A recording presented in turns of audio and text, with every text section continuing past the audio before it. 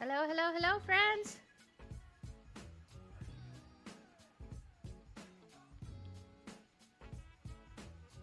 Welcome, everyone. Hi.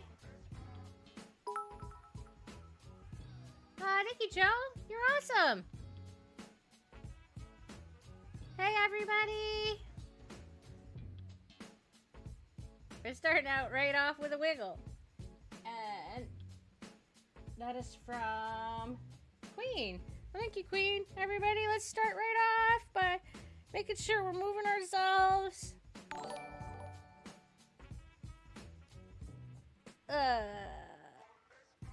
Do a wiggle chat.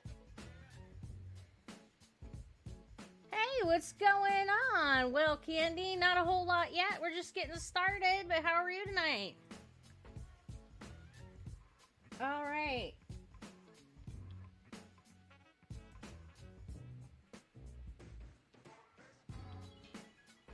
And there was a posture check, and I accidentally closed it before I saw who did it. Sorry, guys.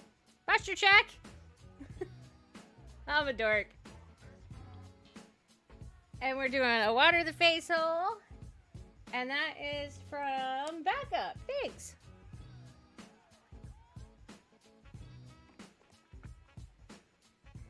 Hi, Hats. How are you tonight?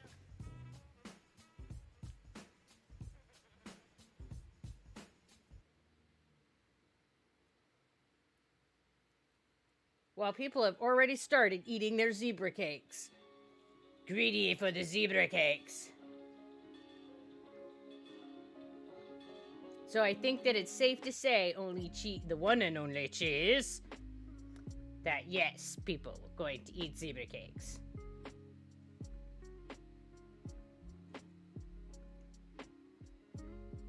You love my shirt. Ah, thanks.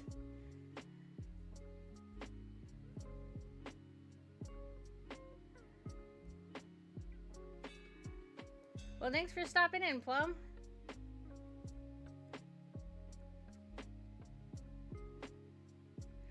Well, tonight we're doing a chat. We're just gonna hang out, talk to the Dazzle, and whatever you guys want to bring up. And if you guys don't bring up topics, then I'll just ramble about whatever random shit happens to pop in my head, and who knows what that'll be. You made some popcorn for today's stream. Yeah! Popcorn is amazing. And yes, today is the first stream that I am officially done with bedside nursing and am going to be now full-time zebra pig. So, hi guys. This week you're going to get more of me than you have before. You poor unfortunate souls.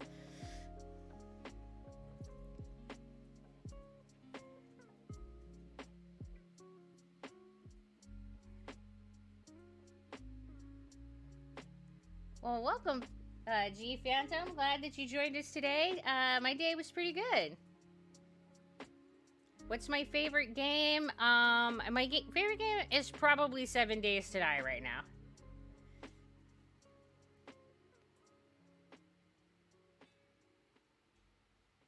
Eating zebra cakes. Yeah!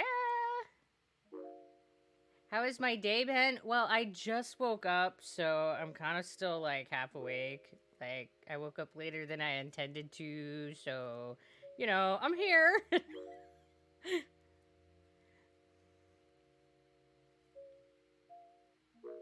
Yeah, full-time zebra. It's kind of wild and crazy.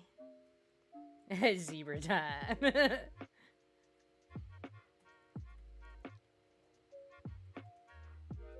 Yeah, I don't have Among Us yet. It is on my wish list. It does look like it would be fun to play. I haven't tried it yet.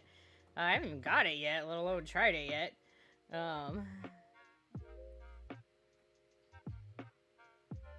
Was med school tough? Oh, I didn't do med school. I did nursing school. And was it tough? Oh my god, it was awful.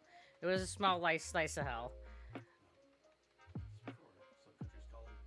Oh yeah, Miss Rogers reminding me that in some countries they call it med school whether it's nursing school or not, which my brain doesn't seem to want to process. But yes, college was brutal. Regardless of what it was called. Have I played any Metro or Fallout? No, I have not played either. Where did I get my Twitch name? So in the medical field, a zebra is a person who is someone who has a medically rare condition, and the Ehlers-Danlos Society has taken that as their mascot. And since I have Ehlers-Danlos syndrome, I took that part, zebra. And the pig is my totem animal, so I just smooshed the two together. And the numbers are because one of the places, it was already taken, so I had to take some numbers. And 4299 is the day that I met Miss Raj. So, yeah. That's where the whole name comes from. Ah, thanks. I'm glad you guys like my shirt. I love crafting.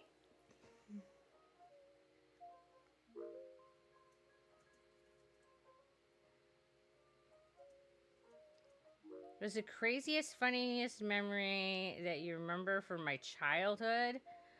And what was the best? Oh man, craziest memory from my childhood? I don't know. We did a lot of dumb shit as kids. It's really hard to say what the craziest thing I did was. Most people think that the craziest thing I did was blowing up a stump with a pipe bomb. So that's probably going to be my dumbest, craziest story. Yeah. Yeah, I thought it was a good idea to,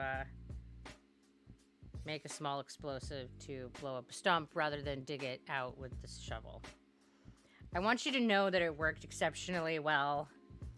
But it scared the ever-living bejeebas out of the neighbors, so for some reason, they called the police. So there's that. Yeah, don't use explosives to get rid of stumps. It's not a good idea. Don't do that. What is my best memory from childhood? I don't know. I have a hard time with like bests and worsts. I don't know that my brain categorizes things like that.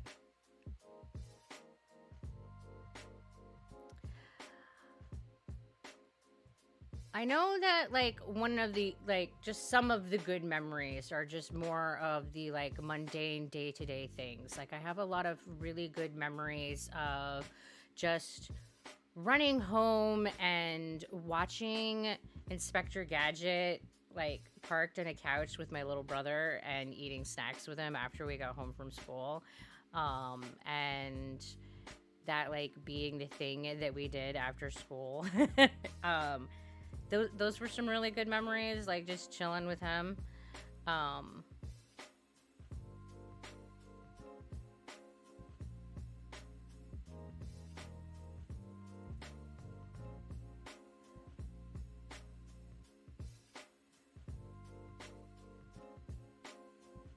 You saw the YouTube short singing happy birthday. It's cool to see people poured in after that.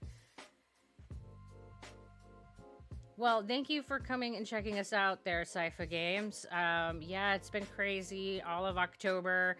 It started back at like October 10th or 11th. I can't remember which day. It started on TikTok and then went to Reddit and then went to YouTube and now it's over on Facebook and it's just been kind of going everywhere. How long did I study nursing? I personally took a 4-year degree. And we're doing a water the face hole. Thank you, Bag Biggins.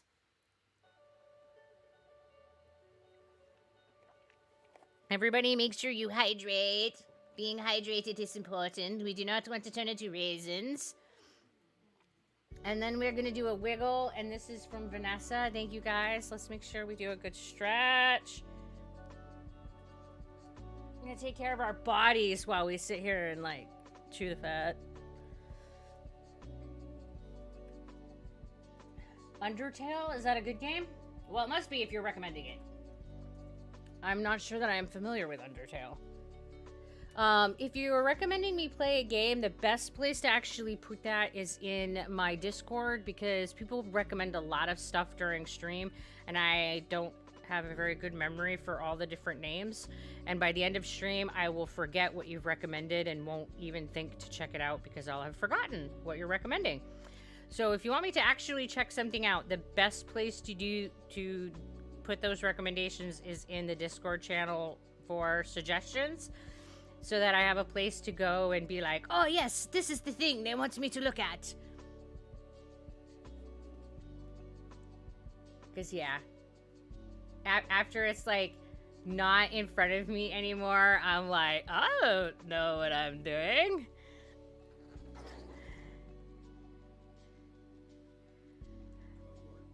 And Shark has got me singing for 5 minutes now. And we all love Shark so much for my terrible, terrible singing voice.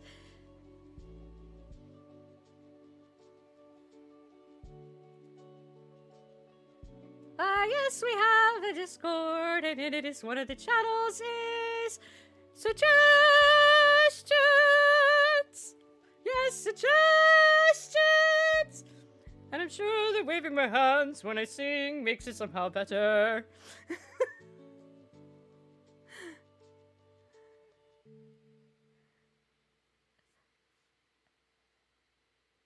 Oh, 11 out of 10.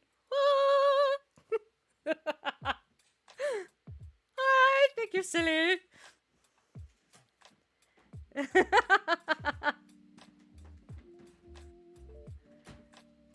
Yes, suggestions.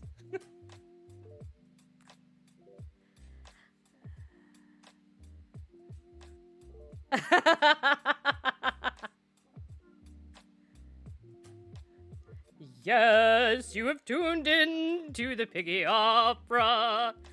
Oh, I'm supposed to be putting on the duck hat, and I got distracted by my opera.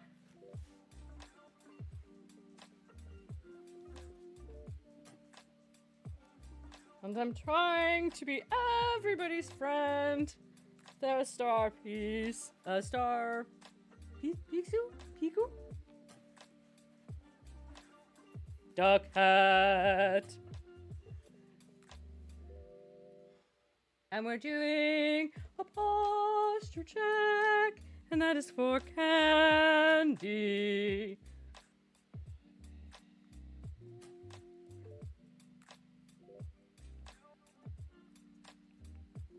You went through the same book, my friend group and I decided that we at least should give it a shot, being nice to the rest, especially the newer ones, you know. One smile can make the difference. I agree.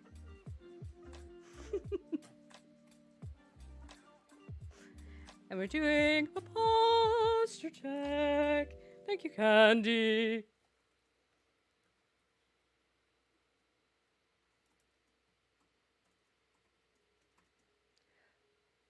What was your favorite subject? English. I really loved English. I liked writing stories, telling stories, and essays. 'Cause I was a weirdo. I really liked writing essays.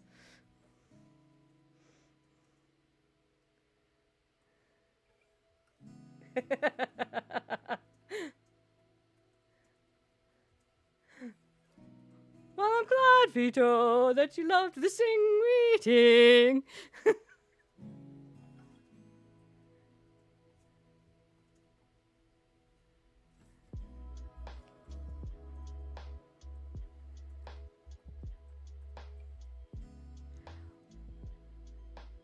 What is my favorite book? Well, that one is hard.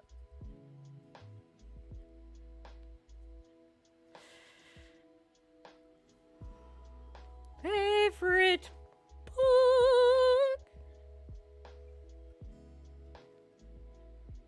Well, without a doubt, Clive Barker is my favorite author.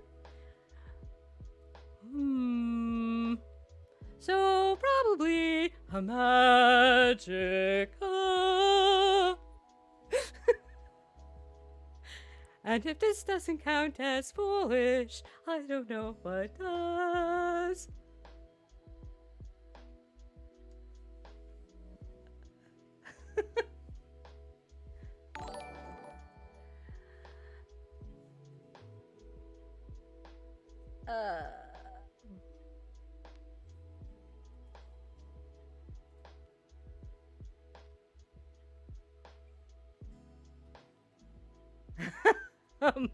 My singing is beautiful.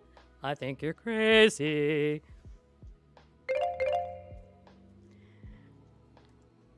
All right, so you guys can all thank Shark for that little bit of shenanigans. I'm not sure it counts as opera, but you know.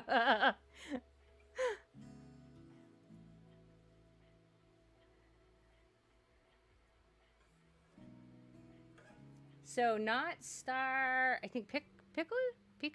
I'm not sure how to say your name.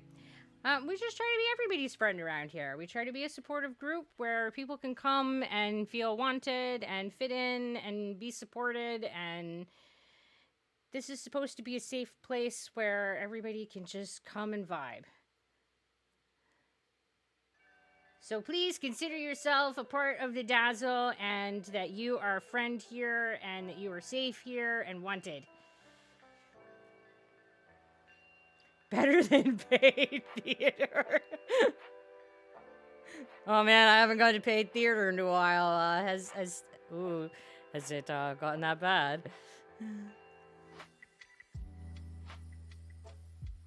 How do I feel about pansexual people?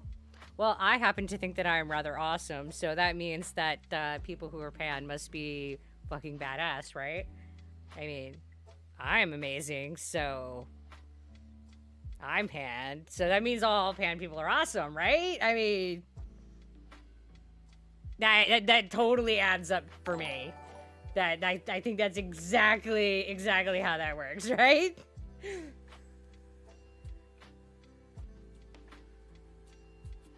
Well, Seaberry, then you must also be amazingly awesome too. Like going to see the opera on a Sunday. Well, you know, I guess at least we've got the right day for it.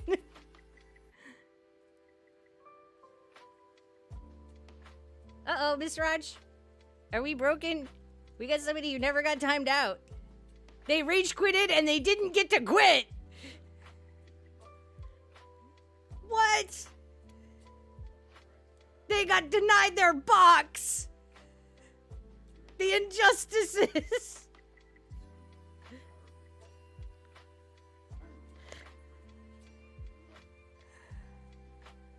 It should say right in the description. Where is that? It's on the list. It's on the list. Oh, it doesn't say. God damn it, I fail in life. A disgrace. We failed. I don't know, pick a time. It's up to you. It's up to the whim of Miss Raj.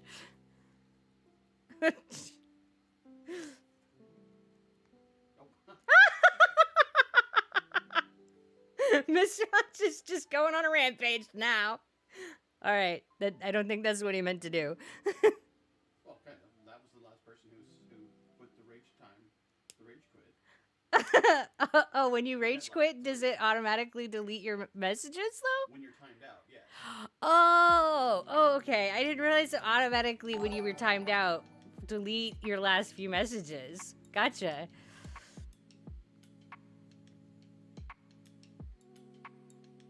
What would I be if I could have any superpower? Like, so, like, what superpower could I have? Okay, so we talk about this a lot, and I'm super, like, practical. So, I think I've settled on telekinesis being, like, the power that would be most useful.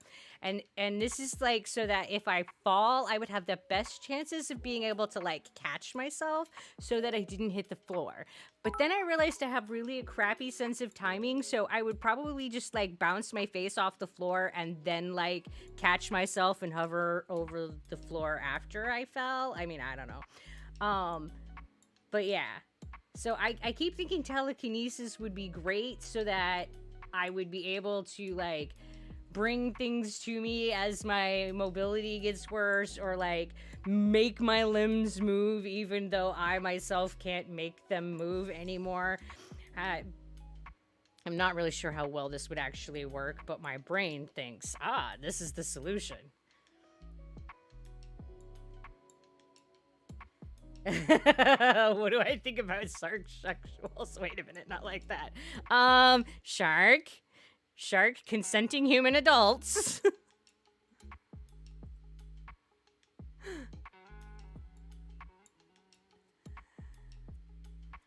Thank you, Joe. I appreciate that. Mind control? I'd like to be able to control my own mind. I mean, I don't feel the need to control anybody else's, but I would definitely love to be able to like control the bullshit going on in my own mind. Like, sometimes there's so much noise and chatter up there, I'd like to be able to just be like, Joe! And like, all the thoughts actually listen. And like, when the imps are being assholes, I'd like to be able to tell them to shut up and them actually listen. I'd like to be able to evict some of the imps. Yeah, mind control over my own mind. Yeah, that would be fucking fantastic. Because I don't have anywhere near enough control over my own brain as I feel like we ought to have. I feel like we're kind of robbed as humans. We don't have as much control over our own thoughts as we should have. At least as much as I think we should have.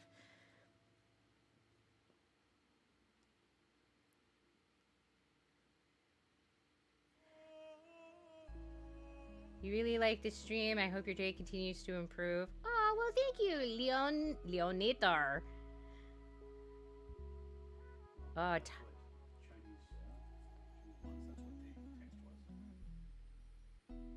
that was what the what?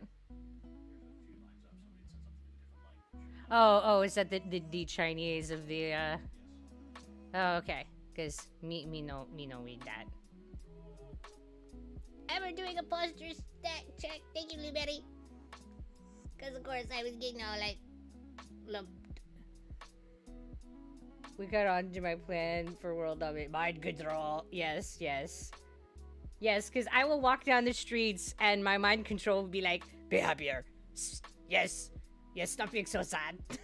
Yes, I shall dominate the world with, yes, be nice to people. Hey, stop being mean. Yep, that would probably be exactly what would happen too. Hey, you're being a jerk right now. Stop that.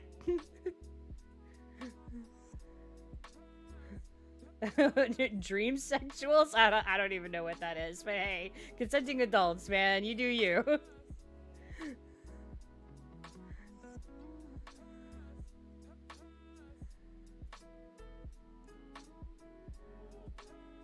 What's the hat on my head? Is a duck. I guess he's just looking like a pile of hair right now. His eyeballs are hidden and everything. But believe it or not, he's supposed to be a duck. Poor guy. Do I watch streams myself?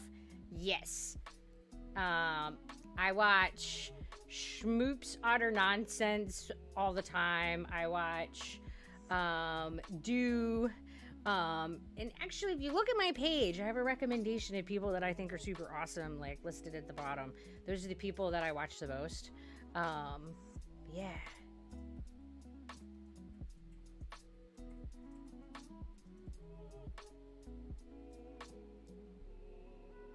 Swear you're sexually attracted to Dream the YouTuber. I guess I do not know who Dream the YouTuber is, but they must be dreamy. Wow, really? Come on, Miss Raj. I got like a verbal eye roll over there, man. That's bad.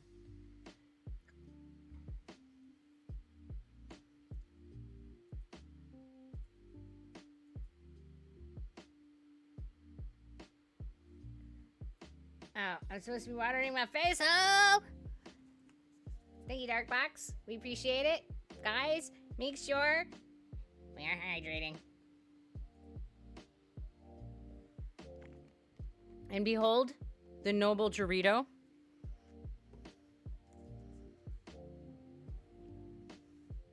Dreams, a super popular Minecraft YouTuber, got famous for beating the game super fast. Oh, okay, cool. I don't watch a whole lot of Minecraft YouTubers. I'm trying to think of, like, who the name of the one guy that I watch play Minecraft. Sparkles. Captain Sparkles. I am terrible at, like, holding on to and then dredging names up. At the, just, I cannot be trusted for names. Do I like Doritos? Yes. I like the Nacho Doritos the best. They are super tasty. And if you really want, like, a slice of really good sin, you take Nacho Doritos and you put them in, like, nacho cheese. It's really good.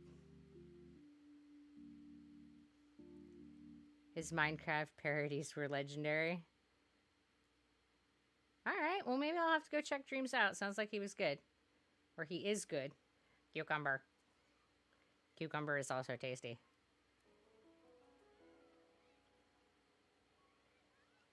Now that's a name that you have not heard in a while. Oh yeah?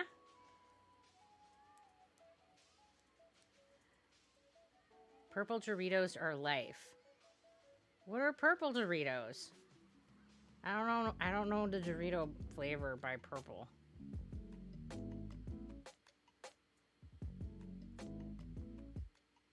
Yes, I think Captain Sparkle's Minecraft stuff is hilarious.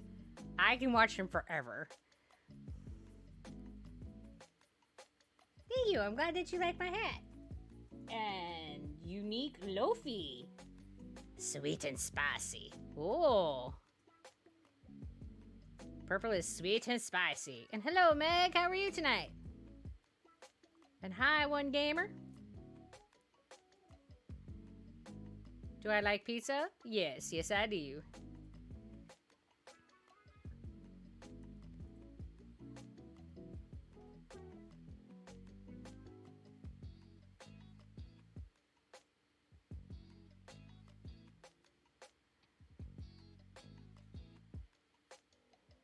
You're going to get a hat like mine because it's cool? Ah, well.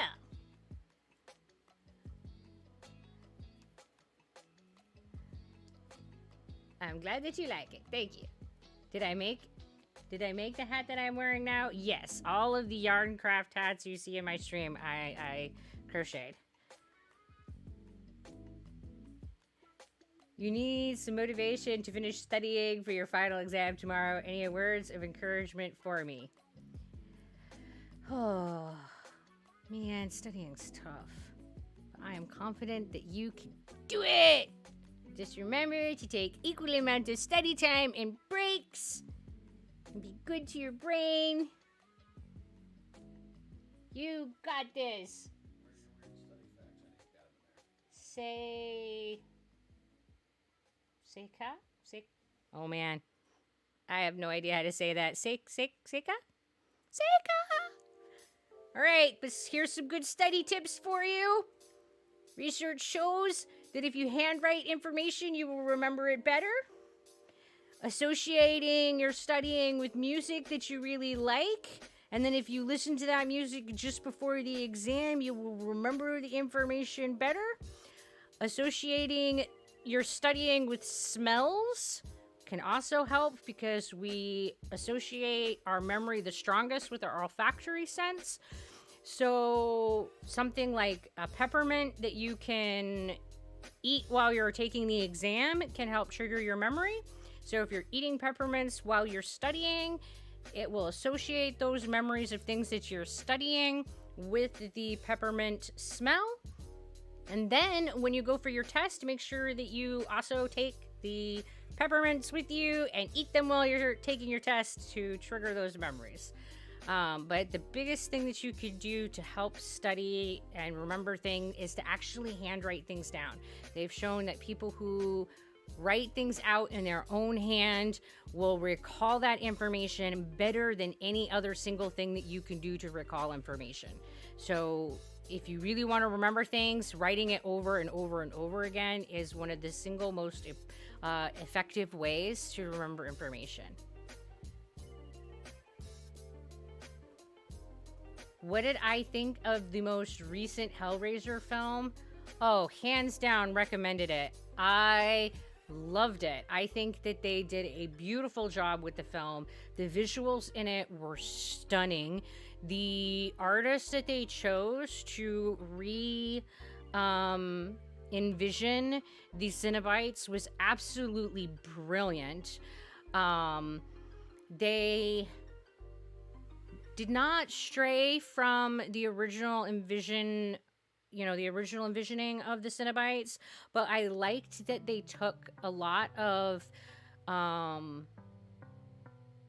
inspiration from the really old style of the way that we used to do the art for anatomical texts, and made the Cenobites look like old anatomical texts.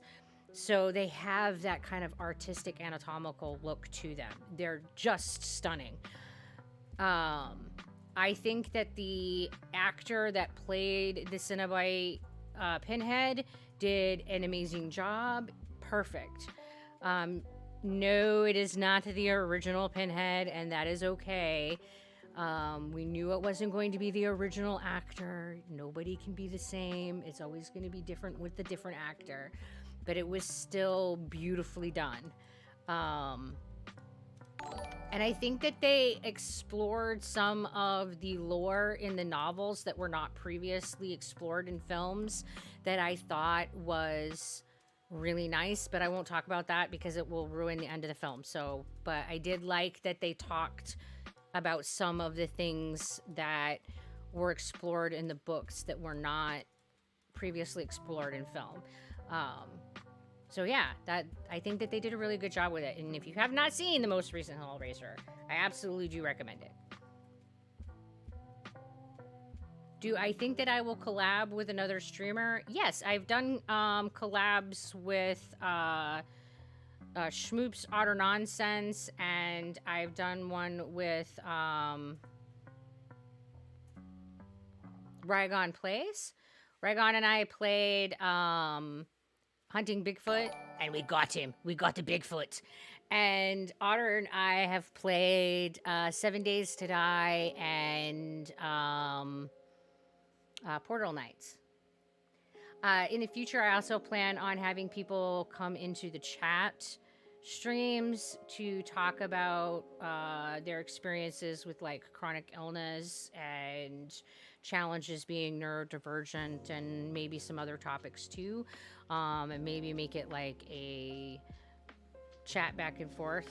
So some things that I'm thinking about, but yeah, definitely looking at doing some more collabing.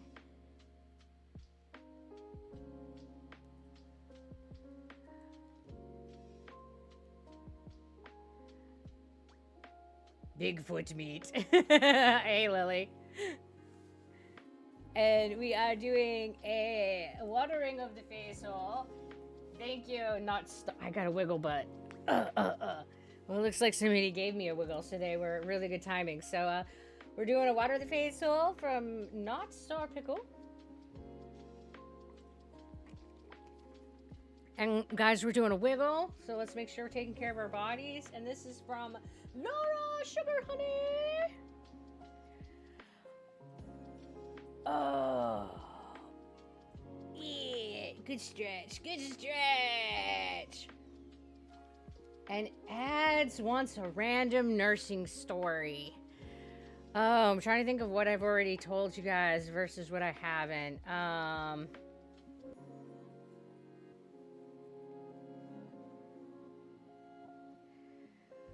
Random nursing stories.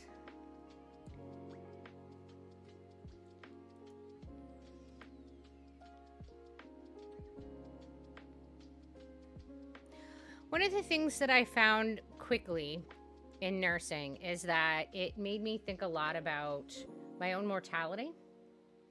And it made me think a lot about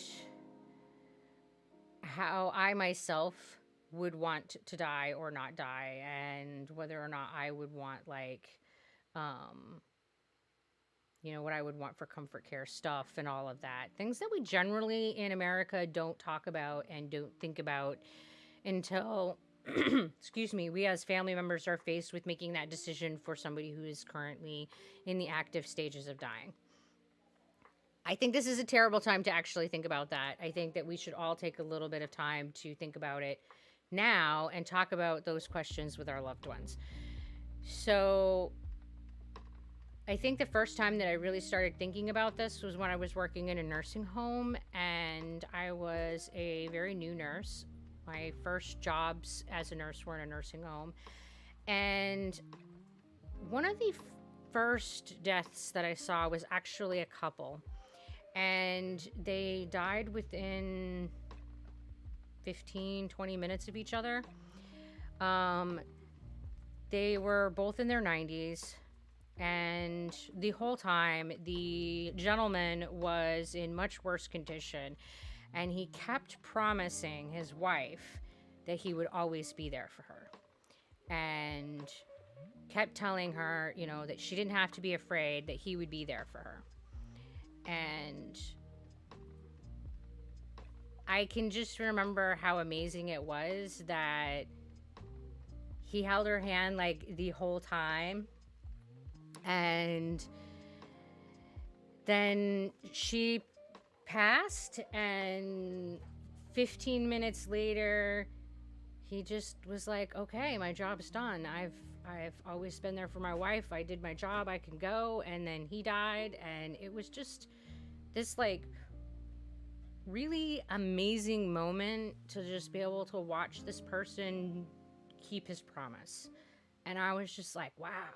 Like, here are these two people who have literally lived their whole lives together. They like met each other when they were like adolescents. They got married when they were super young. They were like, 17 and 18. And they've just spent their whole lives together. And now they've had this beautiful opportunity to like close their lives together. And I just thought that that was so amazing. And it was incredible that he was able to have the opportunity to keep that promise to her. And I thought it was just so amazing. And I felt so honored to be given the opportunity to be a part of that. Why do I think that there is a taboo around death, even between healthcare workers? I have a lot of coworkers that seem so afraid even to mention it. Fido. Well, I think that there's a lot of layers to why we have taboo around death, and I think that it really begins with the fact that we're mortal and that we are afraid of dying. Death is a big topic, and when we talk about death and dying, it reminds us that we are mortal beings. It reminds us that we ourselves are going to die, and we are not, generally speaking, prepared to deal with the emotions that come up when we think about our own mortality. So I think that the reason why it is so difficult for Americans, at least, to talk about this is multimodal. Americans are not given the tools in their toolbox to deal with their emotions because we're not taught how to give emotions space as Americans. We're not, generally speaking, a culture that deals with emotions freely. We are not then in a position of knowing how to deal with all the stuff that comes up with that. So I think that's a big part of it. I think the other big part of it is that it's just one of those topics that we're always told to avoid. So there's this huge, like, oh, I'm not supposed to talk about it rule. So yeah, we just feel like we're breaking some kind of rule when we do talk about it. And I think that it just kind of layers on top of each other to make this very uncomfortable experience when we talk about, you know, death and dying.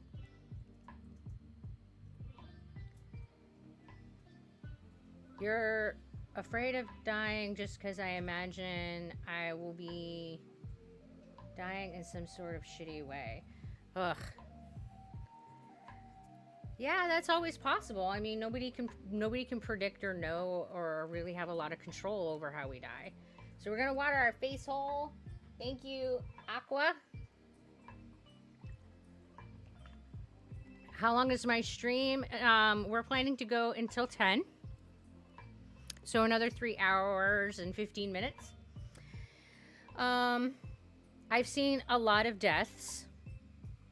I've seen some that are I would classify as really desirable deaths, and I've seen some that I would be very not wanting to have. But yeah, we don't get to pick and choose which deaths we have, and that's absolutely a part of it. You don't fear dying, but fear how the people around me will end up without me. Yeah, there's definitely that idea of like the grieving and the knowing that it causes suffering, and that death is, while it is an inevitable part of being human and an inevitable part of life, it is also an inevitable suffering. And we're not good at talking about suffering, and we're not good about talking about how that affects us and impacts us. So, yeah.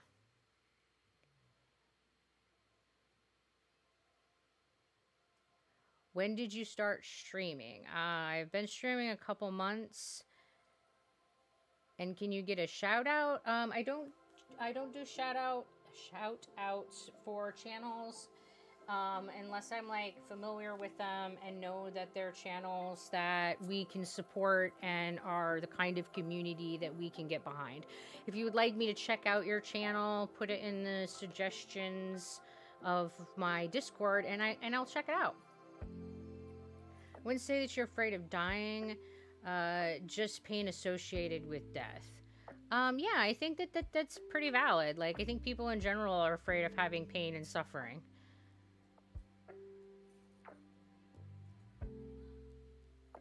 It can be because I'm Latino. We usually have a different way to see death. It is more like an old friend that will come at any given moment. Even nursing school prepares you for that process, especially with the traumatic scenarios. Yeah, Vito, I think that it is definitely true that different cultures have a different take on death and dying. And I think that there are definitely cultures out there that have a much healthier way of approaching death and dying than the American culture in general. Well, welcome, Willows, and thanks! No one wants death, but damn, does it suck not getting to see what's going to happen in the future.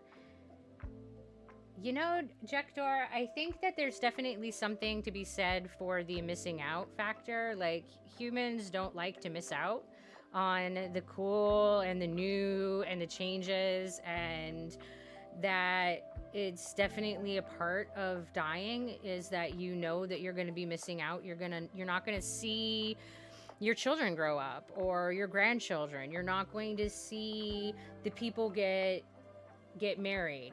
You're not going to see the next cool invention. So there's definitely that sense of missing out. Absolutely. Will I be streaming again tomorrow? No, not tomorrow. Tomorrow we're going to be driving from New York back to Maine, and then we will be streaming next on Tuesday. And I have my schedule on all my socials, and you can also see it it's posted in the About.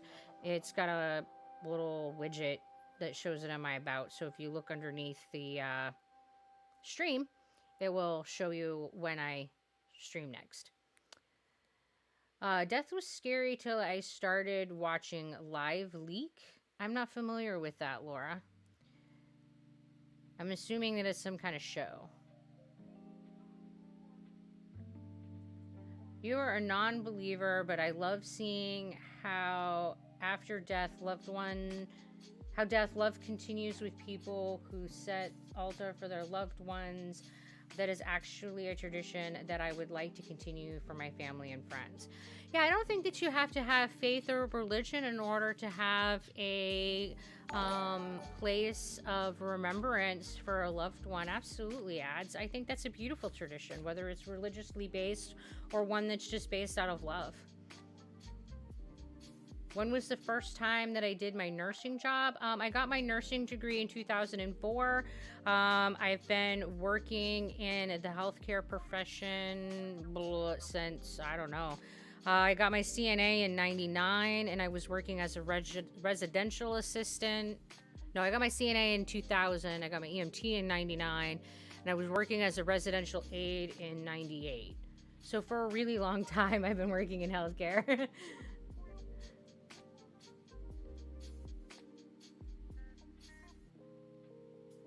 Hi, Sarah Salk. Welcome. Glad you joined us tonight. How you doing?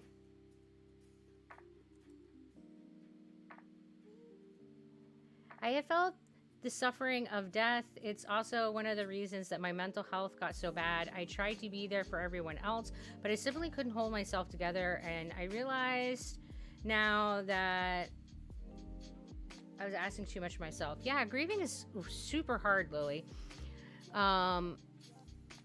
When my grandmother passed away, it was really hard. She was one of the most important people in my life. She was my support and pillar the whole time that I was growing up. And it was really hard. And I didn't feel like there was the ideal family's dynamics around her death. So that made it harder. And we're doing a stretch. Thank you, Mayo the Man. And Not Star Pickle. We're doing a water the face hole. And I also have had to deal with a friend who died when they lost their long-term battle with depression and they committed suicide. I've also been struggling to support my sister whose son died young at 17. I didn't really know him, so there's that kind of weird emotional response. My nephew's passed away. He was kind of a stranger to me, or he really was a stranger to me. He was raised in another country. I met him a couple times in his lifetime. So trying to emotionally support someone in another country while they grieve. I mean, so yeah, grief and death and dying is all very complicated.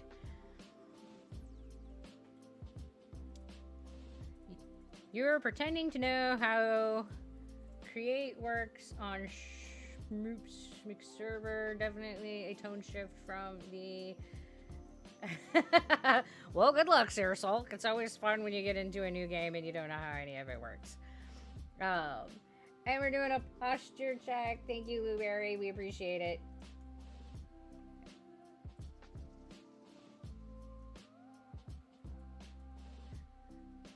No, I am not dating. I am married.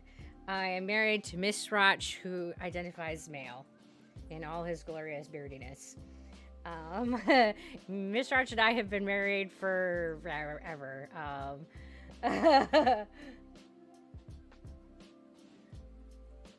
23 years? 23 years, I think. 22. Almost 23. 23 next month. All right. At least I was somewhere in the right ballpark. I'm terrible at remembering numbers, like dates and stuff like that. So, but Ms. Roch is over here informing me that it's 22, almost 23. So, yeah, we've been together a little while.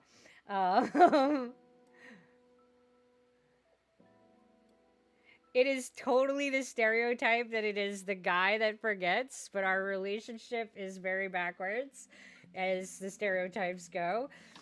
Miss Roch has a very good memory. He's the one that remembers everybody's birthdays, remembers all the anniversaries.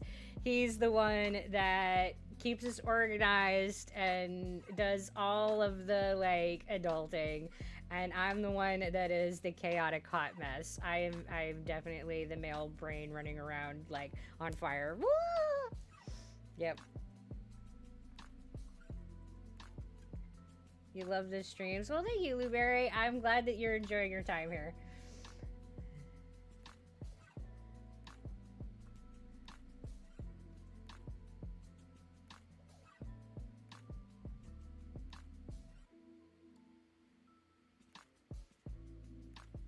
Yeah, I don't tend to look at things in the middle of the stream. I usually look at things at the end of stream because I'm not good at bouncing back and forth between stuff. So if you send me stuff during stream, I will most likely look at it at the end of stream.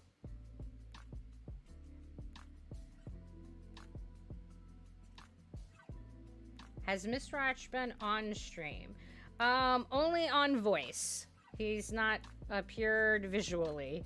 You guys have heard him talk. I guess, like, occasionally he's creeped in the background where he's, like, reached in to, like, put something in or fix something or whatever, but he hasn't, like, sat and chatted with me or anything like that.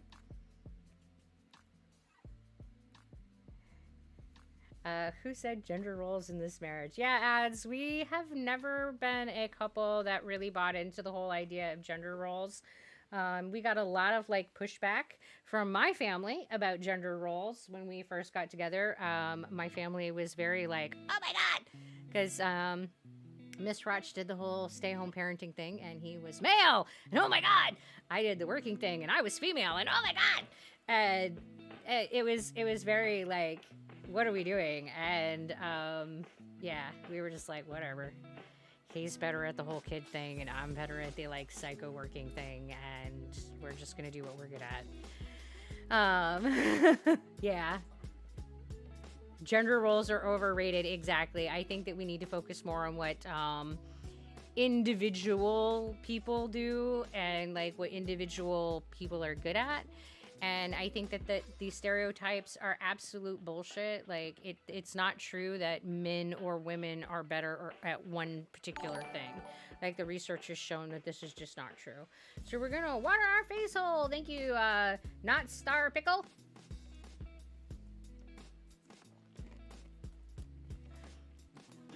We don't have a correlation between caretakers and your sex, and we don't have like people, we don't have any of that.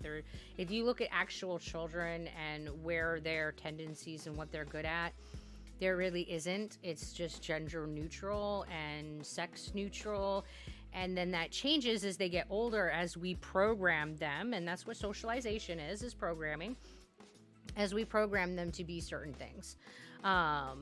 So yeah, it's just a lot of social bullshit that I think that we kind of need to get over.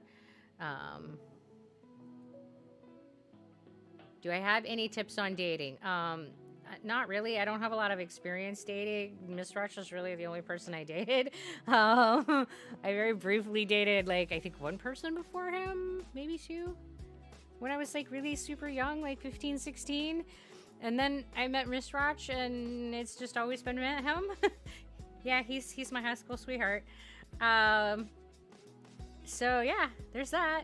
So I don't really have a whole lot of tips on dating. I mean, I will just give you tips about relationships in general, which I think is to be authentically yourself, so that the people that you attract are the people who are interested in who you actually are, rather than masking bullshit. I think that you need to keep in mind that relationships are work, and that you need to invest in a relationship every day if you want to keep that relationship alive. And I think that if you want a relationship to be intimate, that you need to be willing to take the risk to be vulnerable, and you need to make the commitment every day. It needs to be a commitment every day that you are going to invest in that relationship. With the way that your life is going, I'm going to have my first sweetheart at a retirement home if I'm alive by then. You know what, Shark? I have seen some really beautiful relationships blossom in the geriatric population. I think that it's beautiful, and I think it's never too late for love. And I don't care how old you are, just go out there and be your authentic self and meet people and let things happen, whether it's friendship or more, just let things happen. When your great-grandmother died, it seemed like no one cared about her death and only cared about her land and her money. Me, my parents, my aunt's family, and my grandma were the only ones who actually grieved for her and not having her inheritance. My grandmother did win ownership of her land, but it made me sick to sit at her funeral and be surrounded by gold-digging bitches. Yeah, Lily, I felt like when my grandmother died, there were a lot of people who were interested in things other than the relationships. And I felt like there were a lot of people who didn't care about her when she was alive, and yet suddenly when she was dying, they wanted to be noted to be there. And I'm like, but you weren't here when she was struggling with her medical things, like when she was struggling and being afraid, when she had dementia and she was having hallucinations, and when she was talking about her fears of losing her identity. You weren't there then. Like, and I had a lot of anger around people feeling entitled to her and her dying process when they weren't part of her living process. Yeah, I had a lot of anger issues around my grandmother's death, and unfortunately, I don't think that we are always good to people in the death and dying process, and I don't think that we're always good in taking care of our older people in America, and I don't think that my grandmother was any exception, and I was very angry about it, and definitely have cut out a lot of family members over it. Vito, man, that reminded me of the time I told my girlfriend in front of all the family that if needed, sure, I could take care of the house if she wants. Her comeback was gold. Could you do it using a maid dress? Your ass would look better. Needless to say, we all laughed.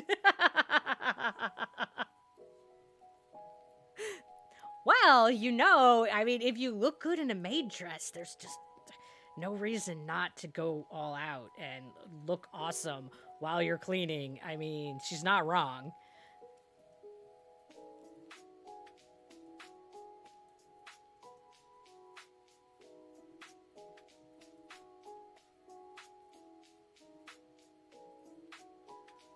Whenever someone in my family dies, there's never any gold diggers because there's no gold to dig. You know, Shark, there's definitely some advantage to, like, not having anything to leave behind. You know, like, I feel like I need to, like, make sure all my assets are taken care of before that happens, and there's nothing to fight over when I'm dead. Like, ugh, I don't want that bullshit when I'm dead. I'm just like, oh my god, ugh. Rock that maid dress, bro.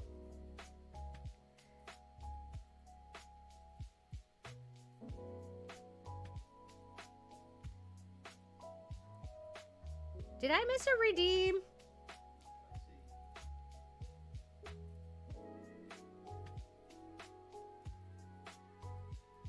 Because Blueberry was saying that they redeemed Water the Face Hole, but I thought I did all my Water the Face Holes. Well, there's another Water the Face Hole that just came up from Candy. Thank you, Candy. We're going to make sure that we're all hydrated.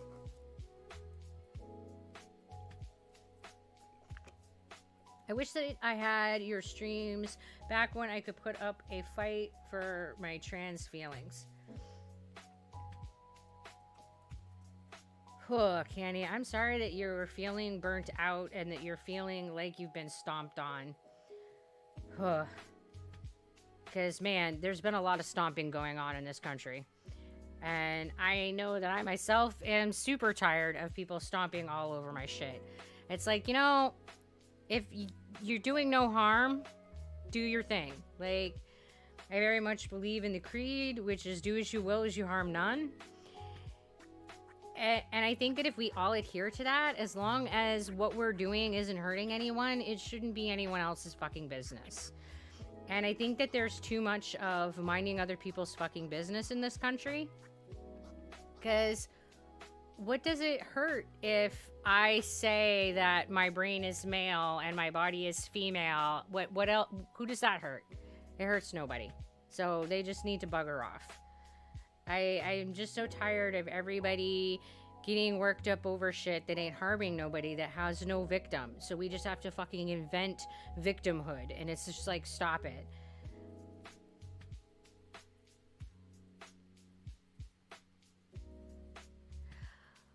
Oh, Lou, there's a timeout on the redeems. So if somebody else has redeemed it recently, the redeems might be timed out. Otherwise, man, I would be floating to my gills. I gotta limit how much you guys can, like, water me or I'll be swimming. If you are ever fit enough for a maid dress, I will definitely be out on the streets rocking it. All right, Shark, yeah! Your great-grandmother was a very loving person. I used to go to her house after preschool, and I would pick apples from her orchard. I would eat some and make others into a pie. Her land has been in our family ever since our ancestors had migrated from France. Lily, those sound like amazing memories. And I have a low battery. I didn't charge my headphones. Is anybody surprised? Is anybody surprised that I again forgot to charge my batteries? I think that this is becoming in every freaking stream event, guys. Mr. Rotch, do you know where my charge cord is? Because I'm a dork and once again forgot to charge my batteries.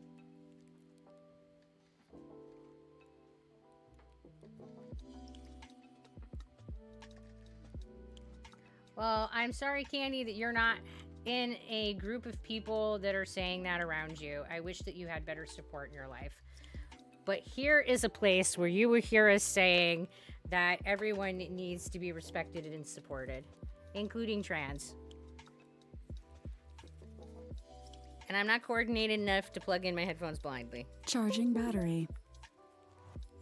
You guys get to listen to my headphones talk to you. Apparently, they talk to you too. Yes, charging battery, guys. You're not built like a model either, but if my girlfriend says she's like it, sure, why not? That's the spirit, Vito. And you know what? Model beauty is bullshit beauty. Like, that standard is so a lie.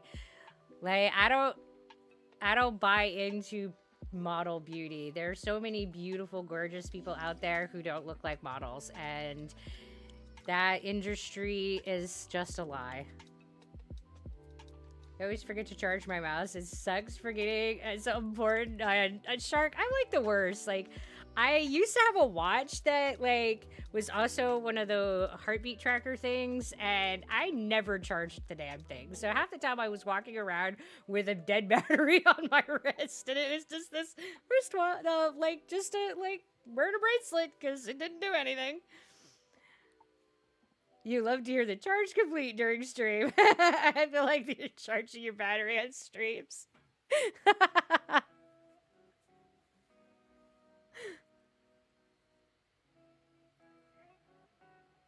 It is a decent voice for the headphones. I will say that I appreciate that it doesn't make an evil beep, that it does have a nice voice that talks to me. Like, I've had previous headphones that, like, when it was done charging, it made, like, an awful beepy noise.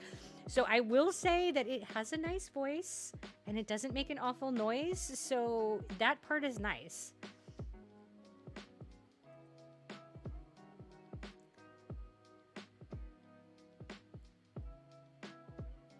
You had your watch off yesterday. You forgot to count your 2 hours of walking. Oh. Woohoo! Lou, we got the water the face hole to work. All right, we're watering the face hole. Thank you, Lou.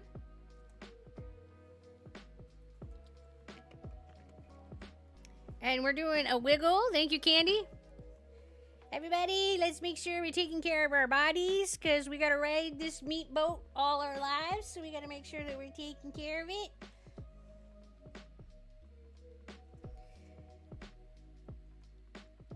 Yeah, Vito, some of those like beeps that electronics make, I don't know like who decides the like noise, but it's awful. Especially that high pitch. It's like, ugh.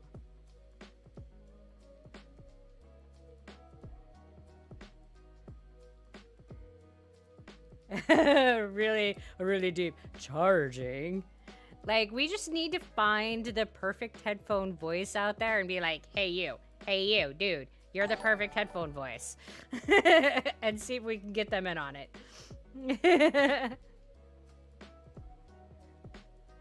If one could edit the voice easily, I'm sure that it would not abuse that feature. Oh, I am sure that if Miss Raj could easily edit the voice, that I would have Miss Raj's voice saying, hey, dumbass, you forgot to charge your headphones. Or, Piggy, the headphones are dead again. Or, feed me! Yeah, I would have all kinds of weird... In deep voice, hello, I am your headphones. I am pleased to inform you that I am now charging. Right?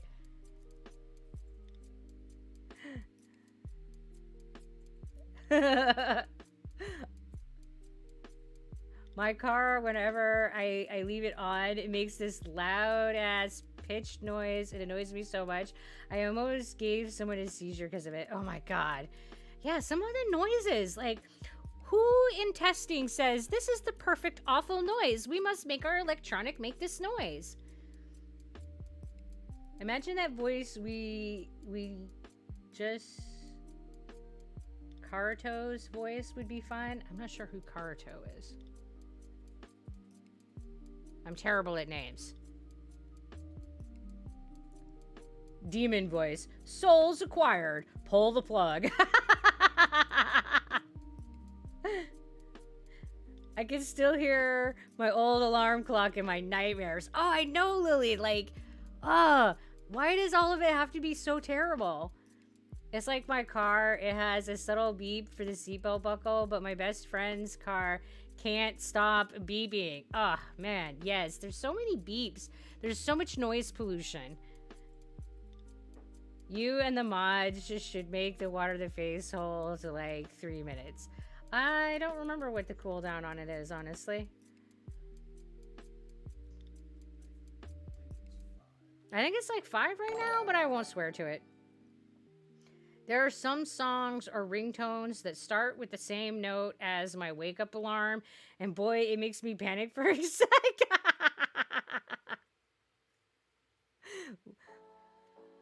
Like, just program stir song. I gotta be awake! Better with no time out. It's nice to drown people. Yes. I can't drink anymore, guys. The water's just like coming out of my mouth. Guys. I mean, yeah, we get these like panic attacks. Like, there's some noises that like, I don't even remember where we were, but we were like driving and it was something that his GPS would make. And like every time I heard the noise, like I would like, oh, because it was the same noises the same sound that a lot of the medical machines would make. So I would just be like, oh, what? I gotta go check it. And yeah, it's just so stressful.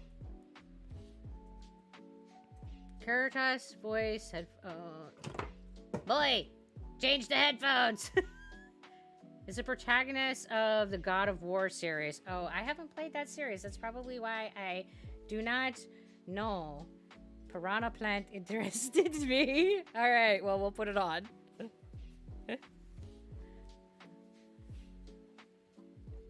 Now that I am being bombed with said piranha plant. Seems to be a good way to get your attention. It is. Yes. We now have the piranha plant. It is eating my head. Nom nom nom nom nom. Yeah, have a good night, Lou. I hope you sleep well. Well, thank you, Smelly. And Toff Toff, welcome.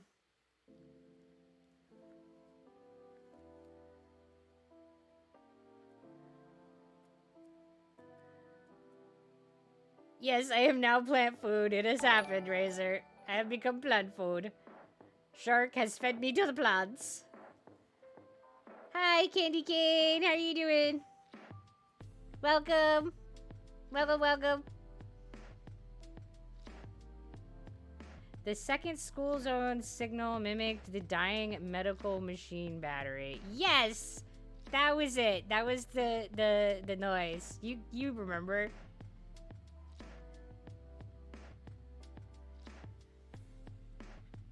But yeah, every time I would be like sleeping or dozing off because I always fall asleep when we're driving anywhere.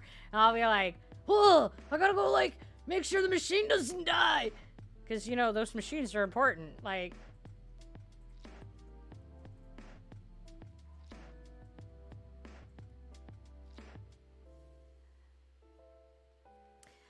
but yeah, the sound pollution has gotten to the point where, like, we don't even necessarily pay attention to beeps and stuff. Of course, I remember you'd complain for 5 minutes after every time for the whole drive. I know, right? It was awful. It was so unpleasant. Like, why can't the sounds be nice? Or just somebody talking to you? I just really appreciate that my headphones make a nice, pleasant, like, I'm charging now, rather than a meh. It's very nice that it's nice about it. I appreciate it so much. Gotta make a shark hat one day for the sharks, you know? I've never made a shark hat. I bet I can make one. Have any takes on popular drama? I don't know. Which popular dramas are we talking about? I don't watch a whole lot of, like, American television series. How was my day today? Well, Kendi, I got home from work at, like, I don't know, like 9, and that was my, like, last shift, so that feels kind of surreal.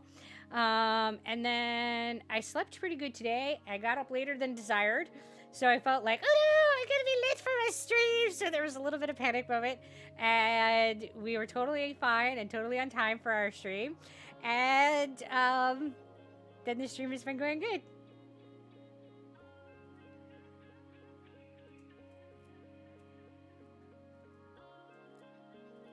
Transferring of trauma right there. Yes, this is how generational trauma works. I have a shitty experience, and then I give that shitty experience to my children accidentally. Yep, this is how generational trauma works.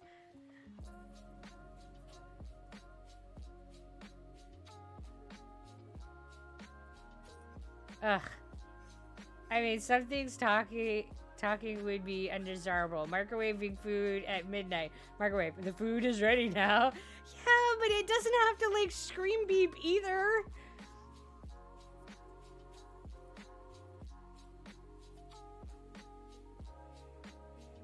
Gotta take a shower? Man, showers are rough.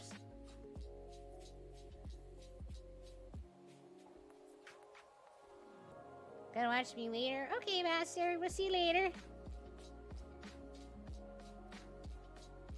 How about Ryan Reynolds beating up The Rock while on set? That happened yesterday? I have no idea what that is.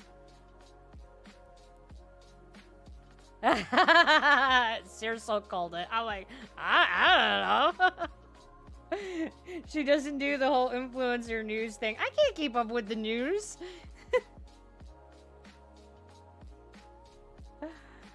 Oh, you haven't been sleeping good, Candy? I'm sorry, that sucks so much. I'm doing good to keep up with the medical news. Oh.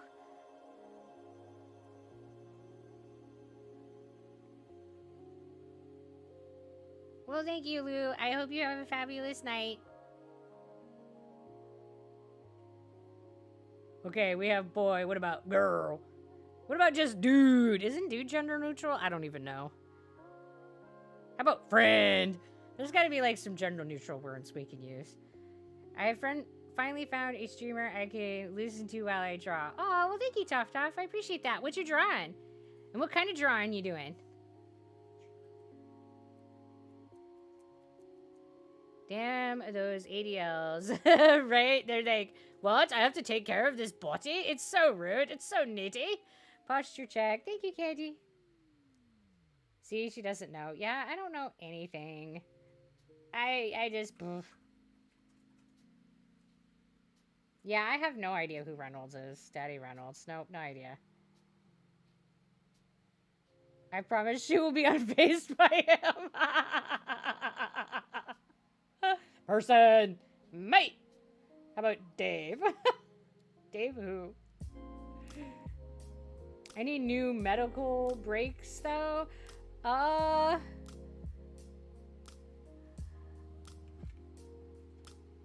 don't know. I haven't heard anything, like, super, like, groundbreaking and cool. That was, like, research stuff. And yes, Eric, I've heard some, like, recent medical news, but that wasn't good medical news. Miss Rush gives me medical news sometimes I don't want to hear. Whew.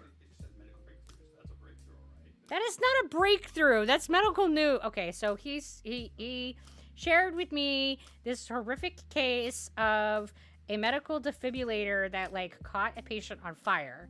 This does not count as a medical breakthrough. This is a medical tragedy, an accident that was absolutely horrific. Whew. Imagine Cortez saying, dude.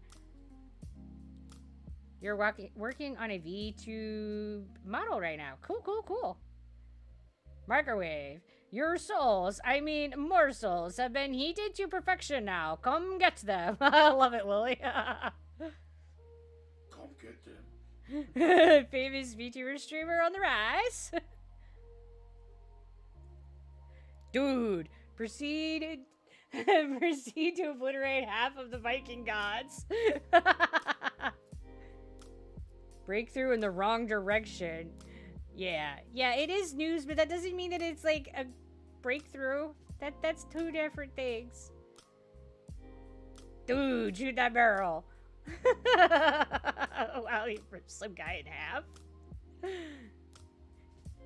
So if I say Deadpool, you don't know who that is either. Not everyone knows everything. Of course I know who Deadpool is. I mean, of course I know who Deadpool is. But yeah, exactly. I'm gonna know who the character is, but I'm not gonna know who the actor is.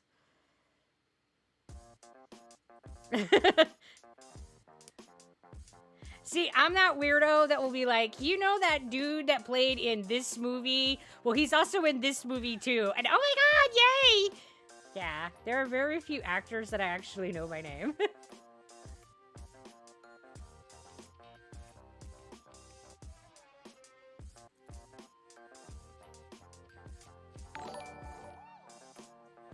Ryan Reynolds is just Deadpool's personality at this point. Okay. Data from Star Trek. I love Data. I don't know the name of the actor, but I love Data. I mean, Mr. Arch knows the name of the actor, but I don't.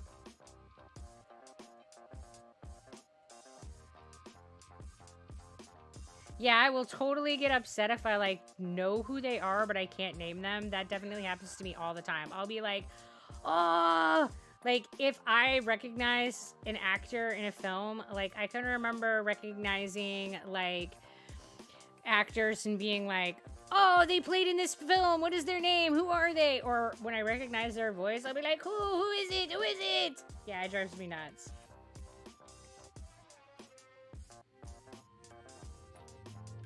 Yeah, I'm really bad at identifying peeps. And it doesn't matter if it's like a film that I know really super well. I'm probably not going to know the name of the actor. Like, there's a handful. Like, I can tell you that Ripley is played by Sigourney Weaver. Like, I can tell you that. But, like, there's not many. Have I ever heard of Pig Zebra? The arch enemy is Zebra Pig. Oh, I thought that was just when I was having an off day.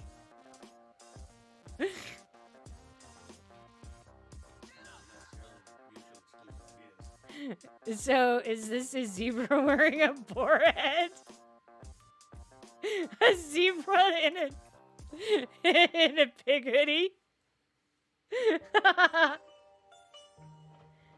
You have skinned enough of our kind, Zebra Pig. I shall annihilate yours. Thor from Marvel, or that guy who has a hammer and gets mad in the last movie. All right.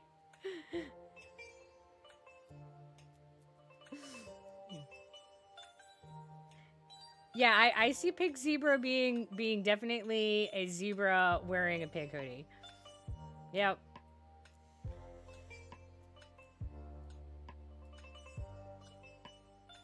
And I guess that Miss Ratchet's right. It could still be my alter ego and me having a bad day.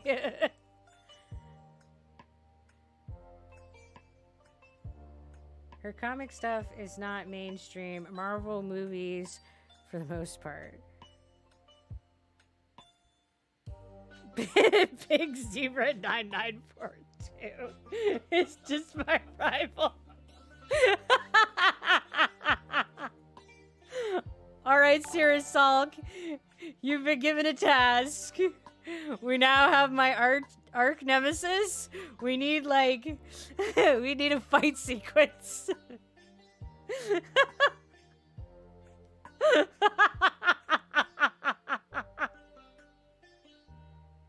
Oh my gosh, it's so funny.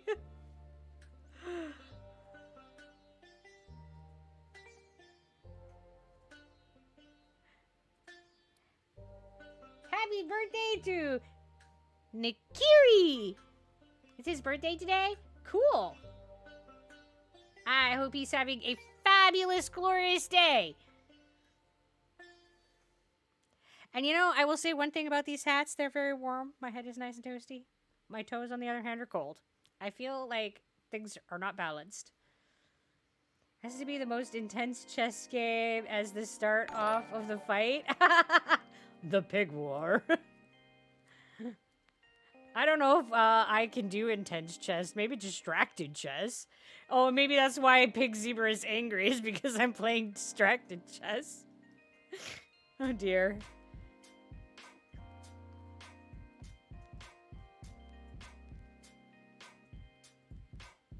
It's spelled New Gary. Oh. That name is Finnish. Oh. Awesome. I don't know. The best you'll probably get is a villain drawing or something. Beaver versus squirrel vibes, right? Yeah, I definitely have, like, the whole, like, beaver versus squirrel going on. The war of rodents that is constantly forever in my head.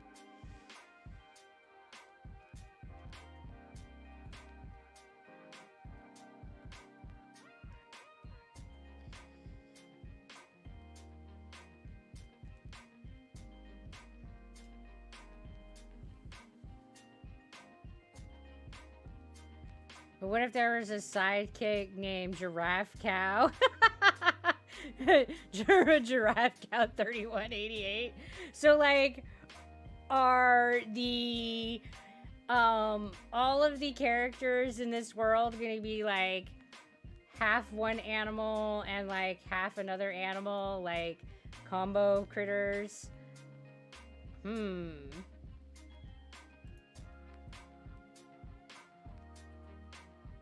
My favorite quote. So my favorite quote is that men spend their lives in anticipation, in determining to be vastly happy at some point when they have time. But the present time has one advantage over every other. It is their own. Past opportunities are gone, future have not come.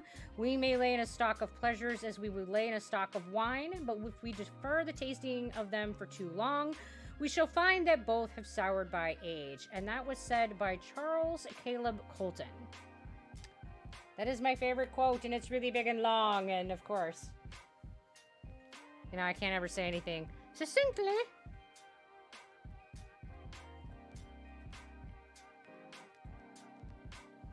Sir Oinkers has gotten odd coworkers, right? He's just looking around like, guys, like,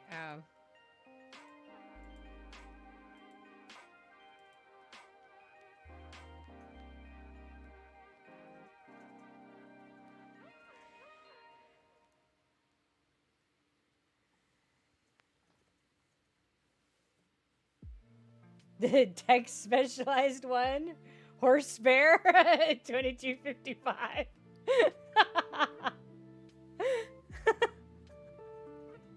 It's just like a whole bunch of animals running around wearing hoodies designed to make them look like other animals. Like all the animals are like in denial about which critter they are. They want to be a different animal. I seem really wholesome. Oh, well, thank you, Riku. I'm not going to get used to this label, though, ever.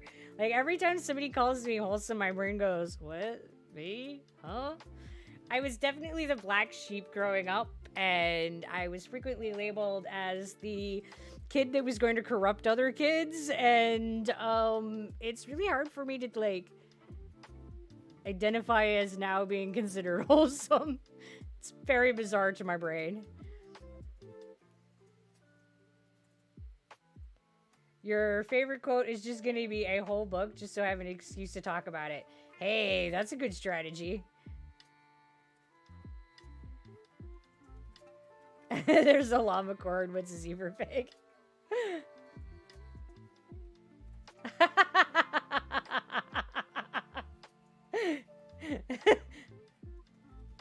But the lore.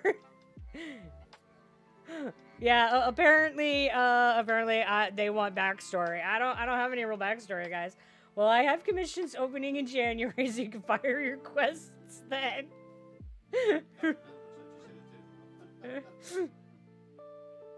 So, well, now I guess we know where you can go if you like weird critters in hoodies. Seriously, deep dive on the zebra pig lore. Hello, Tiju. How are you tonight?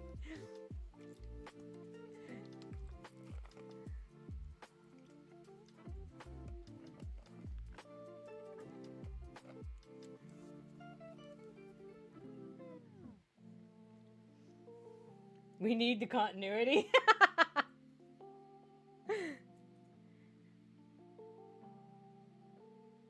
Don't actually do that, but perhaps we can make the lore as a community.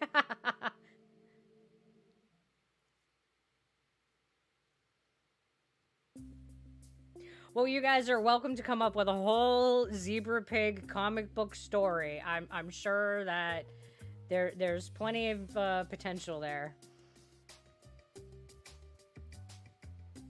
But the real question is, are all the other mishmash critters on Team Otis or Team Zed? Oh, yeah. That's definitely, That's definitely going to be rough to answer. And we're watering the face all. Thank you, Raku.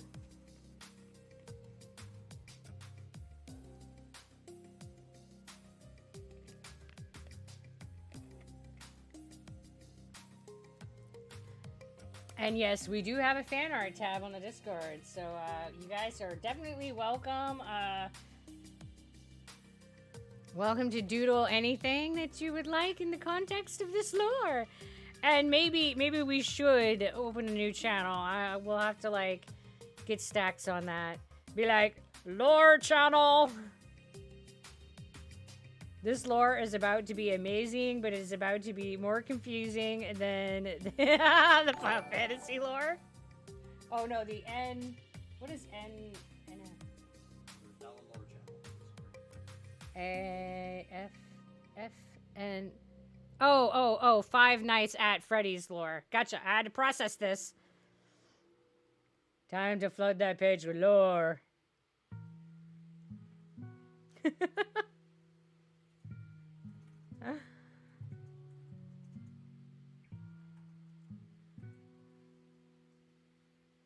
See you next stream. Gotta close everything. Gotta open and run some physics simulations. Ooh, physics. Well, you have a good night, Candy. I hope your physics goes well. Keep this up, and I'm gonna have a DM stream of everyone in their animal characters, right? I'll be like, okay, guys. So, who's who? Everybody wear your animal hats so we know who everyone is. And there's now a lore channel, so feel free to go over to Discord and lore away. We're about to be more successful than Marvel with our lore. Yay, lore! I'm in for the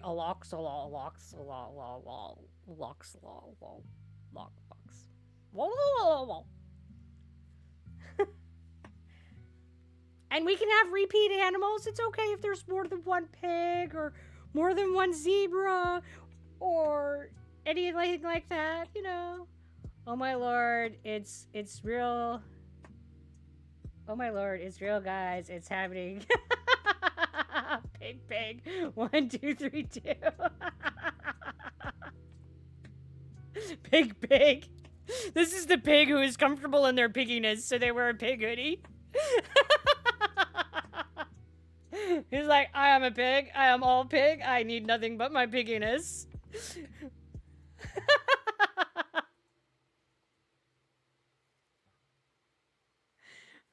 Or maybe he just doesn't wear a hoodie at all. Maybe he's like the one critter who wanders around without a hoodie and he just looks at them all like, why all the hoodies?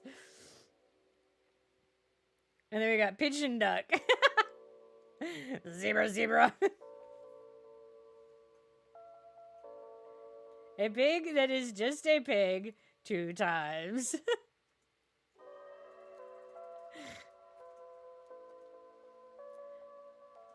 So, does he have 2 heads? Is it like a 2-headed pig? Is that why he's a pig twice?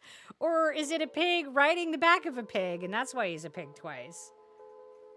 Or is he a pig that's just like a really big buff pig, so he's 2 pigs? I'm like twice the pig you are! I got twice this much bacon!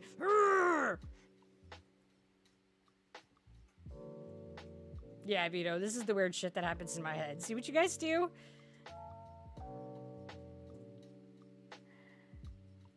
There are 2 piglets in a boar hoodie trying to pass as an adult pig. Oh, yeah, Zero Sulk. I like that. That's definitely it. Just need a bigger fire. Hey, Miss Raj.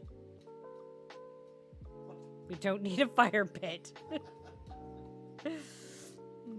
It should be a really big, buff, huge pig. I guess I am a wizard dog horse. Nice, Lily. Magical staff and beard? That's how I always imagine wizards, with like a staff and a big beard. Maybe a buff pig with a hoodie of a dotted pig. Conjoined pigs. Peeps active here and on Discord. I'm like, whoa! Yeah, I'm not even looking at the Discord. My brain would explode. I'm gonna look at Discord later and I'm gonna be laughing my butt off later. A pig that's insanely jacked. Whoa, pig! Well, thank you, Mel. I appreciate that. You guys are crazy. I never know where chat nights are gonna go. Like, we always talk about food some. But other than that, I never know. Dwayne Big Johnson. Go dump these ideas over there. Like, back up the dump truck and like a whole pile of like strange animals go dumping into the Discord, and they're all like blue unicorn.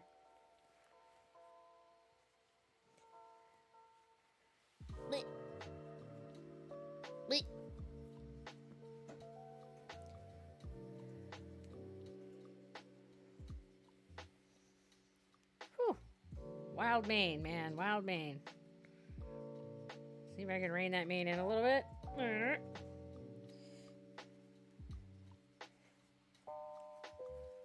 Yeah, that is definitely how my conversations work, because my brain does that. Goes from talking about death to jacked pigs. Yep. This is definitely what happens. Well, you have a good night. Zazillion. This is truly the most beautiful conversation ever. Yeah, like, I think people try to take life way too seriously and try to have serious conversations and not enjoy, like, the beauty of play and embrace having fun, which is just as much an important part of life. So, yes, we got to talk about jacked pigs. That's as important as talking about death and dying, at least in my humble opinion. And it's for the lore. I mean, come on. You don't see enough lore dropping in the channel.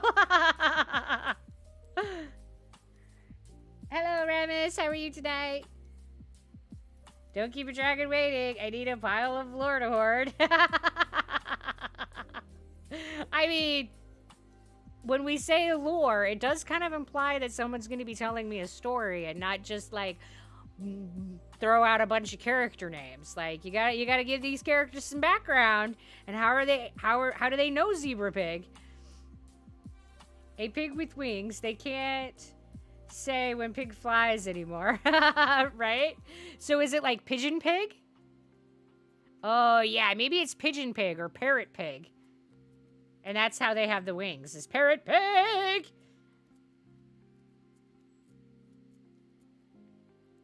So those wings will work, or would they be like chicken wings?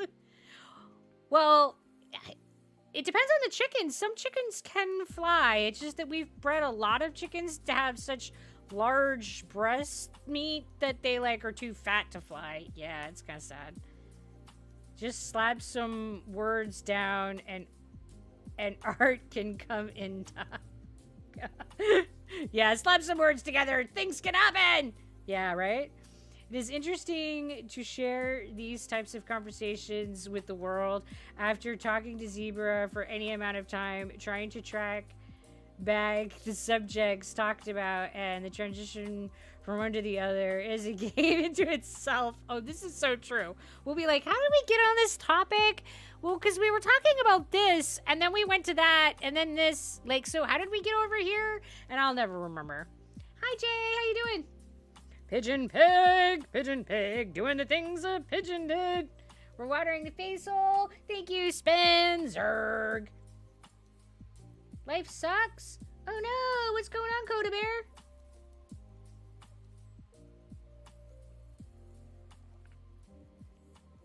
How did we get to lore and jacked pigs? I don't know.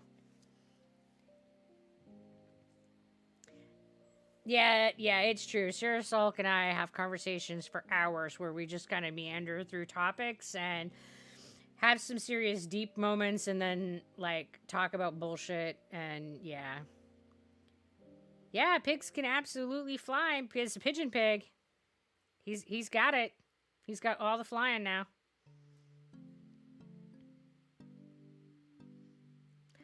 Can the jacked pig? I mean, he doesn't fly. He just, like, throws other pigs and they fly. This kind of conversation is my family. I think that this is like everybody's family, and we just like try to be all like, oh no, we're serious and sophisticated, and we're only talk about sophisticated topics. And what's true is that humans talk about dumbass shit 90% of the time, and it's great and it's amazing and it's fun, and we don't celebrate the fun and silly in America anyway, anywhere near as much as we should celebrate the fun and silly. And yeet! Yes, that's what the pig says when he goes flying. Yeet! He flaps his meaty muscle arms so fast he takes off like a hummingbird. Oh dear. The visual that just came with that was kind of like, I don't even know. Woo! He just flaps his arms so hard he like baconates his sides. As just woo! A jacked pig can just jump and be so far up into the sky it is considered an aircraft. Oh, so he just jump flies?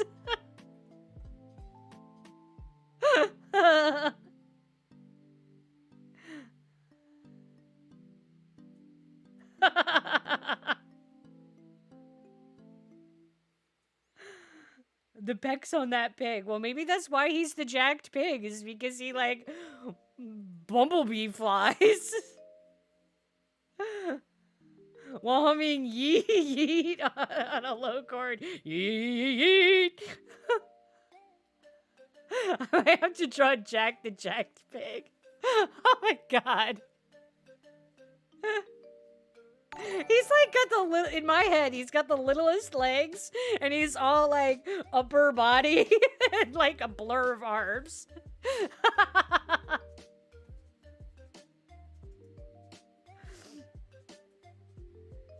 Well, thank you, Wilmer, for coming and checking us out after having seen that video. We really appreciate it. Welcome to the Dazzle. Have a zebra cake. Jacked the jacked pig's brother is a pig in a suit. Yes, professional pig. Always skips the leg day.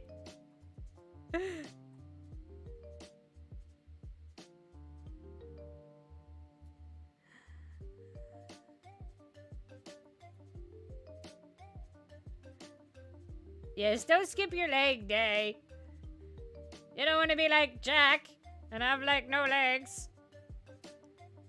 Pig human, a pig that dresses up as a fancy human.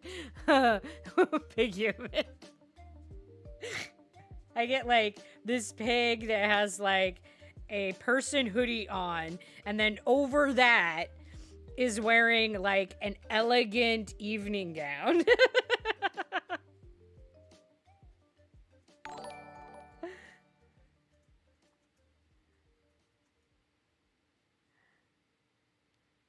Speaking of leg day, I almost missed that. I'll be back in the stream in a few minutes. Yes, go take care of your legs. Exercise is good. Then you have Juck, the forest pig Curzon. The Curzon pig. Well, what is Juck?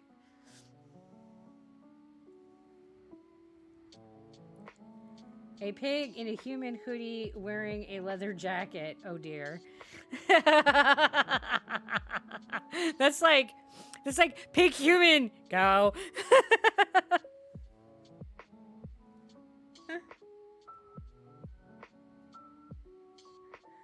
Chuck sounds like an off-brand Jack. He's the discount Jack. A zebra pig had appeared in the lore channel. Oh? Oh man, I'm kind of wondering what's happening over there, but I'm not gonna look until after the stream, and woo! The profile pic, oh dear. And it's adorable, okay.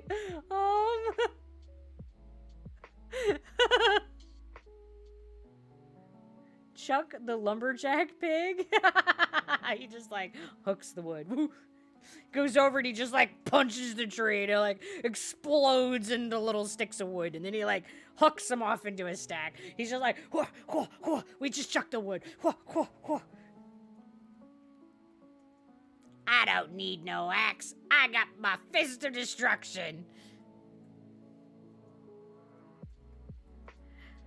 Oh man, could you imagine the ridiculous cartoon this could be? Like, what would our group even be called? Like, what is the United Group called? What is this clan of shenanigans?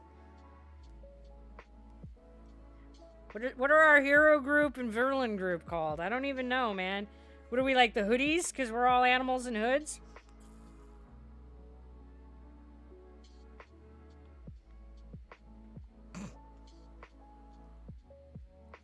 I just got coffee all over my table. It's fine. Totally fine. How much wood could a piggy chuck if Piggy Chuck could chuck wood? Hey, you Miss Ranch. You appreciate the paper towel to clean up the mess that I just made? Because, yeah, I just, like, sloosh, sloosh, slooshed as I started laughing before I even read it out loud. The, like... I blame it on Miss Rot. She made me laugh. And I already have a really unsteady hand, even when I'm not laughing, so...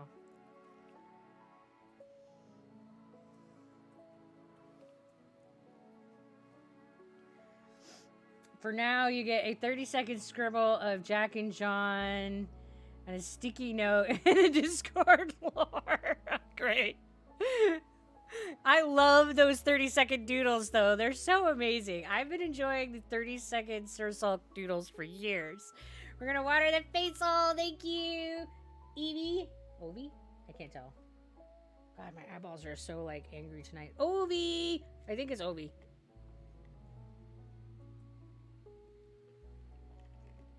Hi, Spooky. How are you tonight? Do you know that it's impossible for pigs to look up at the sky?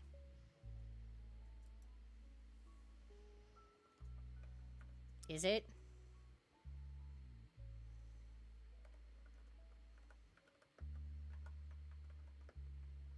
I don't know. I don't think that they can look physically up. Like, they can't bend... Like, I'm trying to think of... Okay, because we raised pigs, so I have to think about their anatomy here. So, the way that their skull comes against their neck, they would not be able to physically bend, nor have I ever seen a pig physically bend their head straight up. But I wouldn't say that they would never be able to look at the sky, because if they're laying on their stomach, they can absolutely bend their neck forward and look up at the sky. Or is that a cheat? So I say it's half true. There, Dad. Half true. They can't do it like standing.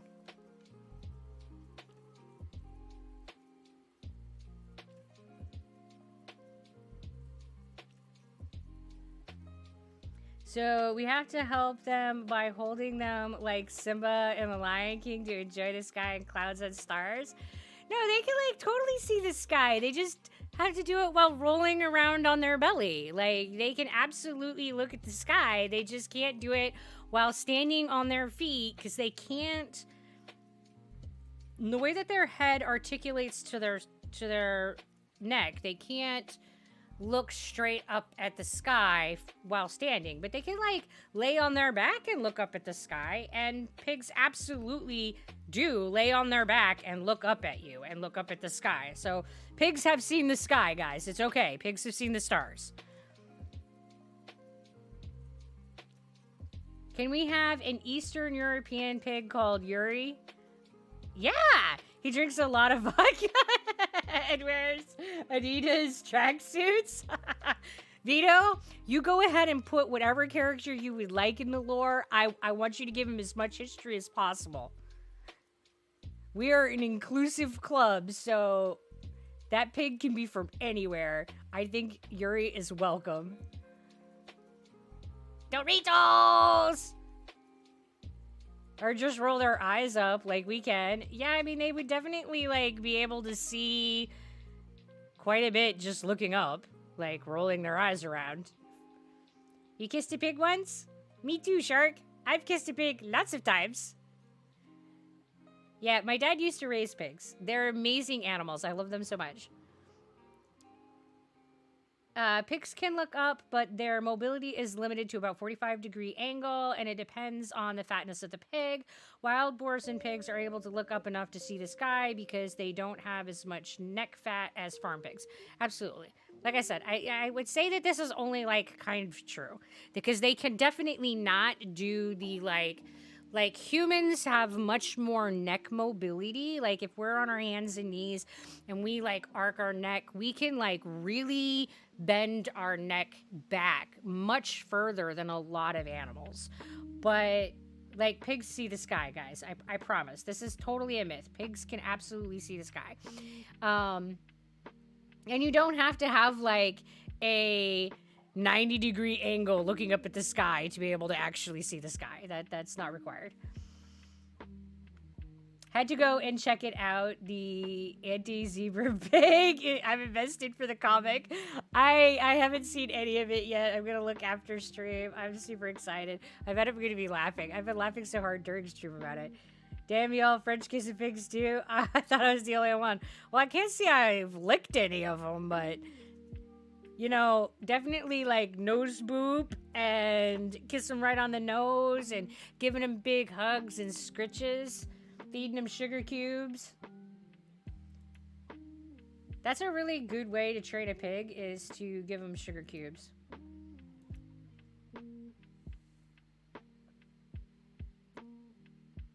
When are you guys getting the pigs to French kiss?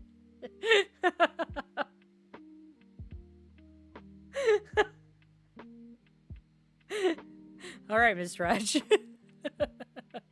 I don't think he's talking about me.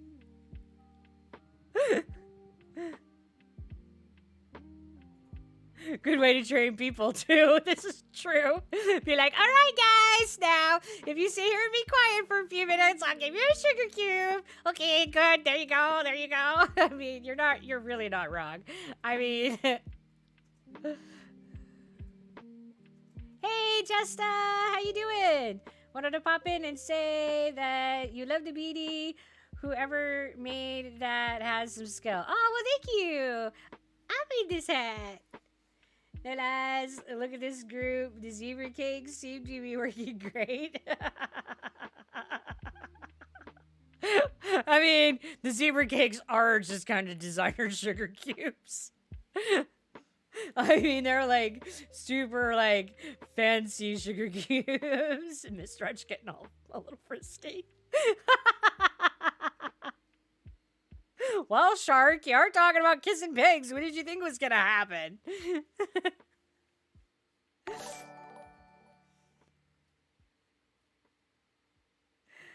I just scribbled Jack in flight on a sticky note available for your viewing pleasure. And I'm sure it will amuse me immensely. But if I fall into the Discord right now, I'm going to get so distracted and I'm not going to talk to anybody. I just can't. I can't do both. I used to love zebra cakes till I ate like 2 full packs and threw up for days. Oh my god. Oh, that would be so rough on the stomach. Dude, don't eat 2 full boxes. No, don't do it. Don't do it. Oh, yeah, and like once you get sick from eating something, your body's just like, no, don't do it. Like, And it doesn't matter that it wasn't like really because of that. Yeah, it's like your brain just says, no, don't do it. Hi, I'm Scandalous. I'm good. How about you?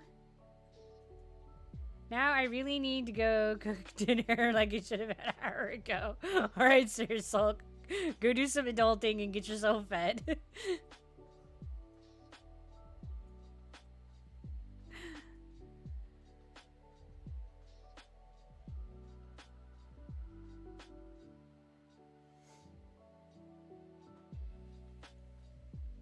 What's on the menu? Yeah, but I think they already like doot doot doot doot doot doot doot. Oh boy, you didn't take the trash out. Uh-oh. Danger! Danger! You drank a whole jar of pickle juice? I wouldn't say that I was sick, but it felt weird. You know, pickle juice is one of those things that I can drink a ridiculous quantity of and still feel okay. But yeah. Yeah, I can see why you would feel weird, because there's a crap ton of electrolytes in pickle juice, and if you're not used to having that many electrolytes on board, yeah, I can see why it would make you feel weird. Currently drawing a buff pig. I love it, Tough Tough. A chicken sausage and bean soup. I hadn't scampered off yet because I was looking at Discord. The Discord lure.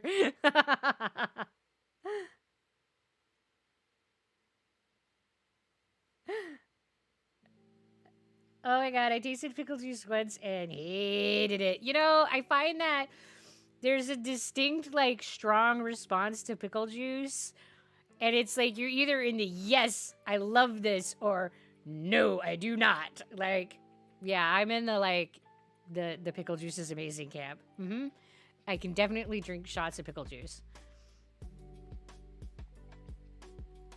Y'all need to drop your ideas from here or over there.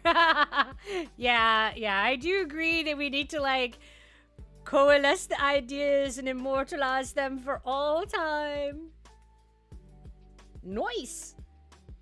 I was just in time for the dump truck to pick up the trash. Nice. I love it when I last minute remember that I'm supposed to do something and I actually still have time to get the thing done. It's like, oh, phew. It's so... That relief feeling is so nice. It's so good. You're gonna go lurk for real now. Okay. Happy cooking. When that got me super sick, and I still remember 12 years ago, is when I was in the mood for some OJ, and I opened a can of orange juice slices, drank the juice, and it tasted like death. Oh. Like mandarin oranges? Like mandarin oranges canned slices, and you drank that, and you didn't like it? Oh. Chicken and wild rice soup. Ooh, that would be good, Lily.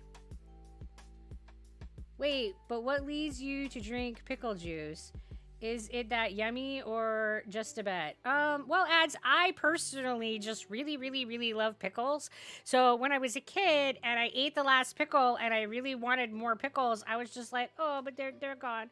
So I just drank some of the juice, and then I was like, oh, this kind of tastes like the pickle. It just doesn't have the awesome crunchy. So I just sat there and drank the juice out of the jar instead. And now I, as an adult, will just drink the juice. And the juice has as many electrolytes in it as the pickles do, so pickle juice is actually pretty good for you.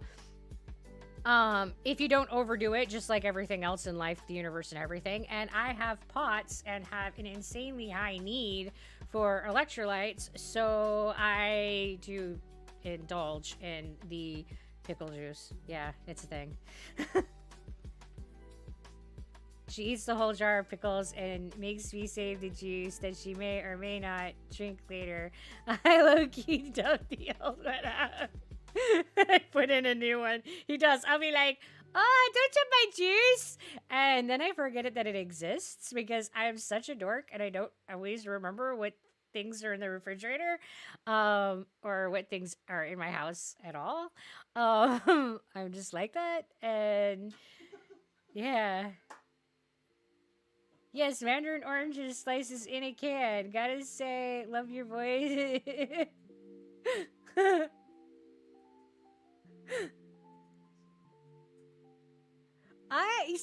I'm surprised because I'm also the weirdo that, like, when I finish eating the mandarin oranges, I drink the mandarin orange juice, and you don't like the juice with the mandarin oranges?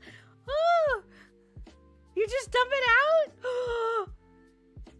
I think I saw a pickle jar in the kitchen. I'll give it a try. So it's amazing. Buff Pig drawing is done. Oh, is it? It's in the Discord. There's gonna be so many treasures in Discord. I'm gonna like just lurk in Discord for hours after stream. I can see it now. I have drank the juice of pineapples in a can. It is not bad, but I just remember you don't like pineapple. Yeah, I totally don't like pineapple. Ads, you can have all the canned pineapple and all the canned pineapple juice you would like. I guarantee that I'm not going to want anything that tastes like pineapple. I had a friend who wanted to marry their soup. They weren't kidding. Me and one of my other friends gave them a non-official wedding. You know, each to their own. They're not hurting anybody. Blessed be, let them marry a soup. It was just that can in particular. It tastes more like chemicals than actual mandarins. Oh, boo. Yeah, every now and then you get like a weird can. This is so true. And this is true of like any canned goods. Like, I love black olives, and like, it wasn't that long ago that I opened up like a can of black olives, and like there was all this like white crusty crud all over them. It looked like all the fat had like, I don't know, pulled out of them and like layered on the outside of the olive. And I just looked at that and was like, nope. I ain't what an olive should look like. I ain't putting that shit in my face hole. I didn't even try them. I was like, nope, not happening. Like, sometimes they just, I don't know what happens in the canning process, but sometimes shit just goes wrong and it's gross. So, yeah. But yeah, once you have that bad experience, whew, like, when I was pregnant, I got really nauseous a lot, and like, one of the things that I could fairly reliably consume was milk, but then one day I like vomited after having like the milk, and it was such an unpleasant experience that for a really long time I couldn't even tolerate the smell of milk, because it would just like evoke the memories of like that really awful experience. So yeah, I mean, it's just, our brains are weird. We like associate stuff like that. You like my hat? Oh, thank you. I appreciate that. Yuwaka-chan. Yuwaki-chan, I think. Do I have kids? I have one child who's not really a child. She's an adult, and that's Sarah Salk. Yes, the one offspring that Miss Roch and I have is Sarah Salk, who is now lurking in chat. You all have met her. Hey, child. Just coming in to say hello and wondering how you're doing. I'm doing pretty good today. The only juice I have seen people keep here is the jalapeno pickle juice, because some people in Mexico use it for cooking. Like, some pour a little in chicken salad and stuff. Yeah, when I'm making like bean dip, I add some of the jalapeno juice to the bean dip after I've chopped up the jalapenos and put that in there. So yeah. I can definitely see how that would like add a nice tangy, hot, spicy flavor to lots of things. Yeah, after that, your body just says, nope. Yeah, totally. Like, your body's just like, this is poison! This is poison! And it's really not, but, you know, your body thinks it is. I'm in basement. How am I? I'm good. How about you? Sarah Salk is my kid. Thought it was a random. No, Sarah Salk might be random, but she's my kid. And we're doing a water the face hole. Thank you. Oh dear. Effed. I'm going with effed.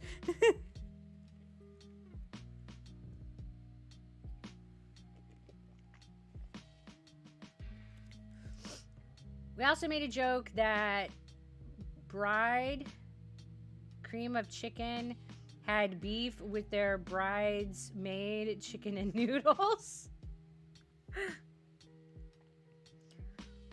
Whew, I have a question. Is Elder Scrolls Online good? I watched some of your stuff, but I want to get your opinion. And also, if you are into MMORP, New World is good. New World. Oh, I haven't played New World.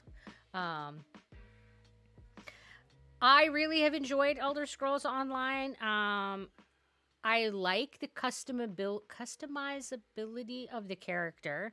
I like that I can really tinker with how they look, or that I can just be totally lazy and hit the random button. I really like that. I like that the skills tree really allows me to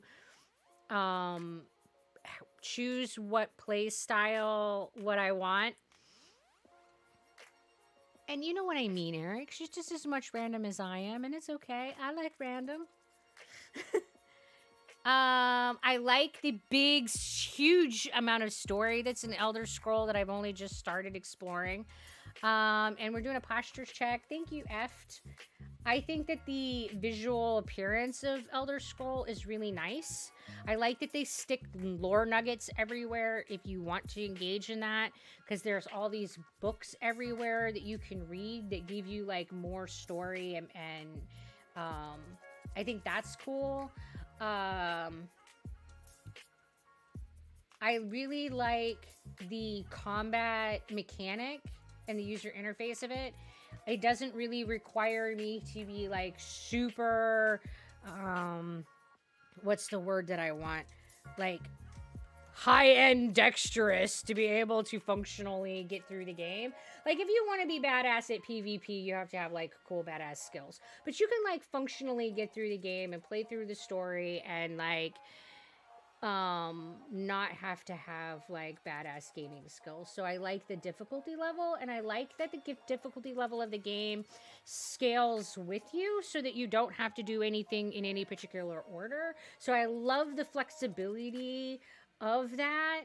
I really like that part of it. I like that you can play by yourself really easily, or that you can play in a group.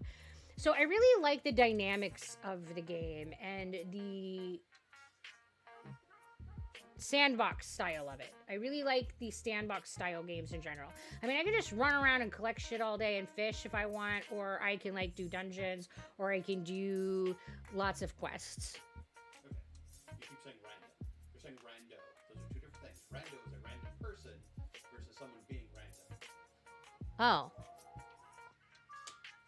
Well, you know, that's fine. So apparently rando and not random.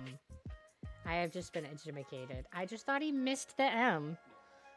Rando is just a person. So a rando. Miss Roach has educated me. I have learned something socially today. See, I'm one of these people that I don't know the things. Yeah, you heard ESO. I'm here for a sec. Let me know if you want an ESO Dazzle Guild on Discord. Sarah Salka's like, I heard ESO! I heard ESO!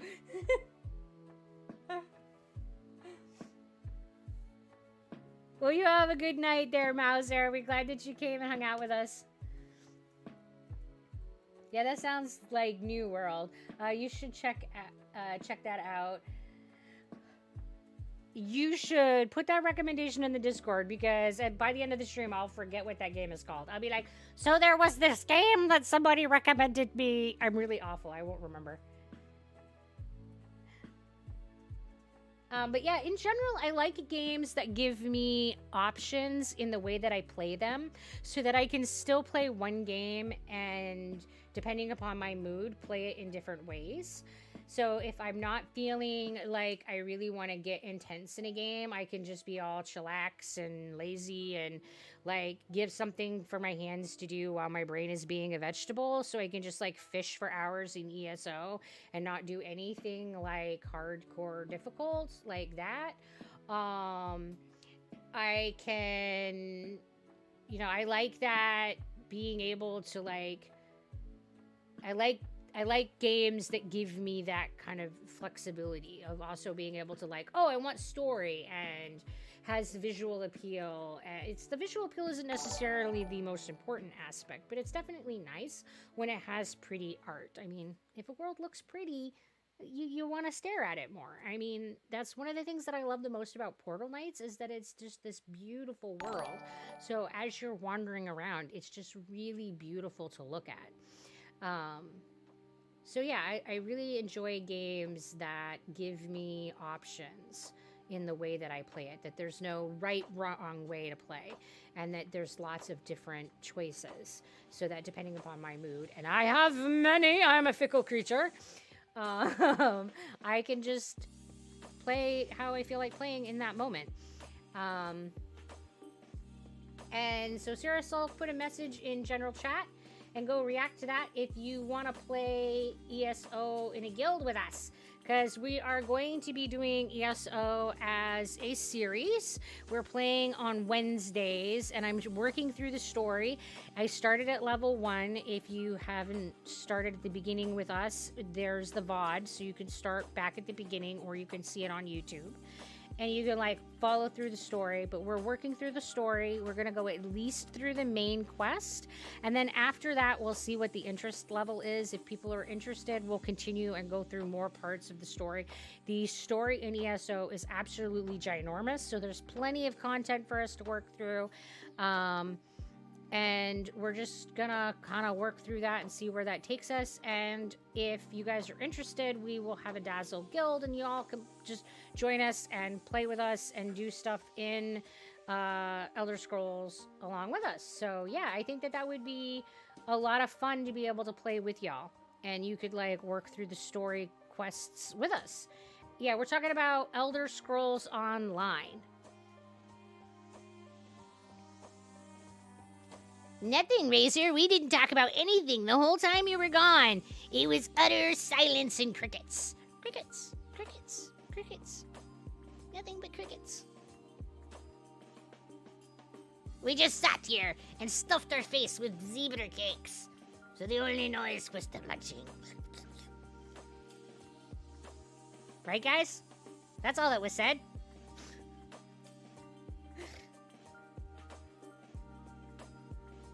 Yes, the stream was paused when you left. Nothing happened at all. Nothing at all. Honestly, I have no idea. It's gone. We know that is lies. She cannot be quiet that long. Oh, that is so true. Even in a room all by myself, I'll be just sitting there like talking to myself. Like, I don't know. I'll be like in a closet, like looking for stock and like talking to myself. And somebody will poke their head in and be like, "Are you talking to me?" And I'll be like, "Nope, talking to myself." Like, I'm in a room by myself. Why do you think that I would be talking to you out there? Like, clearly I'm talking to myself. Clearly I'm talking to this box in here. Me and this box are having a great conversation. Do you mind?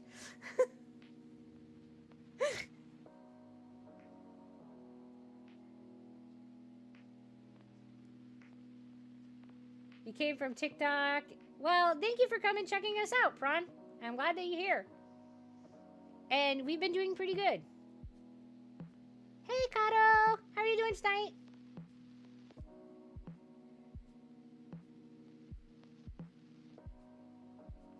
Zebra cakes.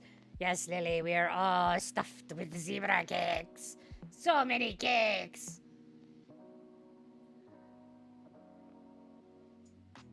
Hey, Frankie, just joined in first time, already getting into your happy mood. Oh, thank you. I'm glad that you're enjoying your stay. Welcome to the Dazzle.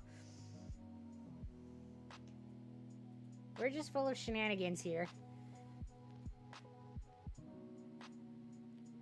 So this is like the transition point where we're definitely going to be making some changes. I'm not sure exactly what all those changes are going to be looking like, but this is week 1, guys. Week 1 of Zebra Pig Full Time. It's kind of wild and crazy, but the adventure begins. So definitely feel free to go into the suggestions channel and give us any recommendations as to what kinds of things you think we should be doing on the channel or with our other social media. But yeah, it's kind of intimidating. It's also super exciting. So yeah, this is the first stream of the full-time era. It starts here. There's pig's cakes inside the zebra cakes. Yes, you're like, open up the zebra cake and inside there is a little pig cake. That would be hilarious. Mr. Arch, that's what I want you to make me for my birthday. A pig cake instead of a zebra cake. Get your culinary art on.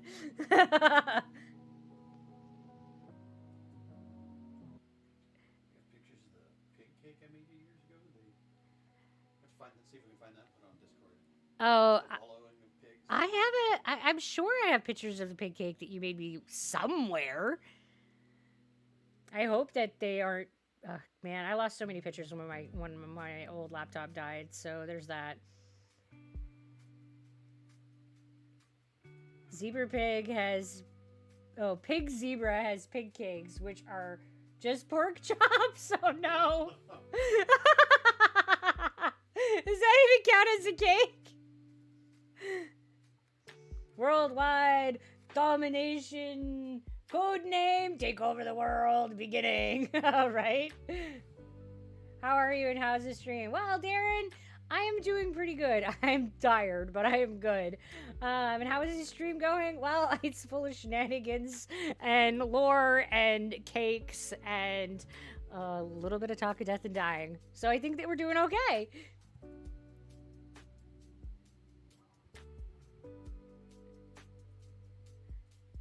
Oh, I don't... Knee? I'm gonna go with knee. Thank you. I hope that the full time goes well. It's kind of a scary transition. It's a leap of faith, but it's definitely a needed change.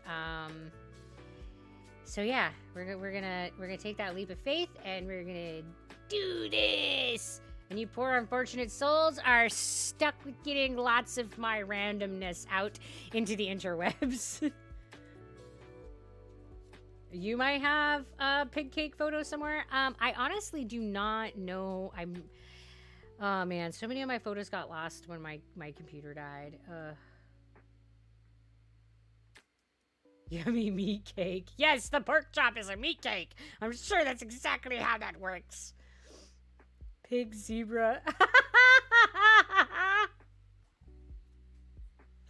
Oh my god, pig zebra. Hello, pig zebra. I love it so much. My nemesis has arrived. Guys, don't let pig zebra have any zebra cakes. They shall just destroy them and stuff them into, like, I don't know, the disposal or something.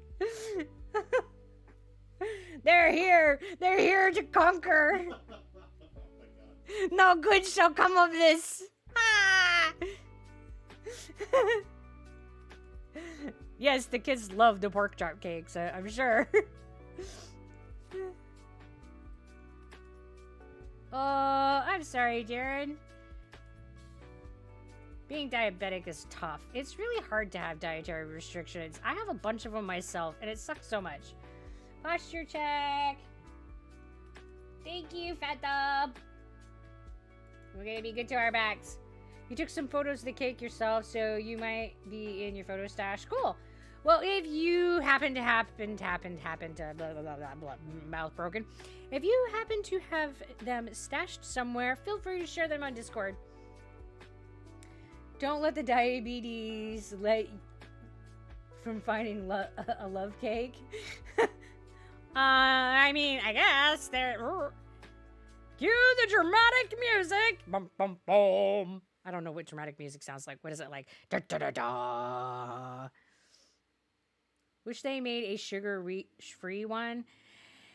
Yeah, you know, sugar-free stuff just often isn't good. Like, it's hard to find a sugar-free thing that's actually tastes good. I got like 100 accounts with different names just for the anti-lore. You're like, okay, I gotta go make another account just so I can like go fuck with these people. Don't worry, the entire cake is just a pile of pork chops. Yes, pork chop! The big cakes are high in protein.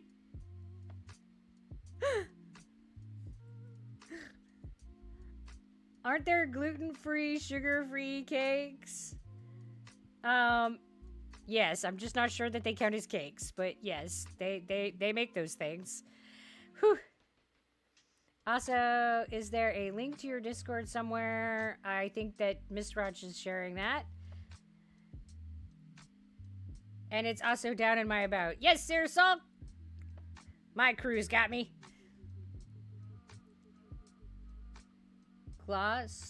Glasgow. I think that's how you say that. Glasgow. Glasgow, Scotland. Well, that's cool. Hello, Scotland. Thanks for joining us, Darren.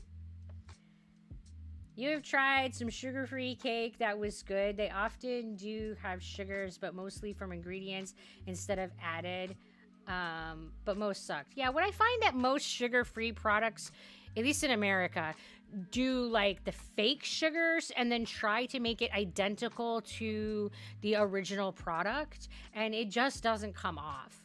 What I find works better is no added sugar products, so it's a low sugar food, and those are much better. Like when you start using natural sugars rather than the ridiculously over processed sugars that like at least Americans use a lot, like the white sugars and shit, that's like ridiculous, but you use like fruits and stuff to sweeten things, you do much better with that. So I found that is better, but it's still, you got to be careful because when you're diabetic, it's not just sugar that runs you into trouble, it's the carbohydrates. So the flour and the carbohydrates in your cakes will also elevate your sugars. So sometimes your alternative flours, like nut flours, can help with regulating your sugars because they don't increase your sugars as much. So there's a lot of really good cookies and cakes that are made out of nut flours if you look in the gluten-free world. But there's definitely a learning curve. We have done a lot of cooking with the alternative flours, and there's definitely a learning curve.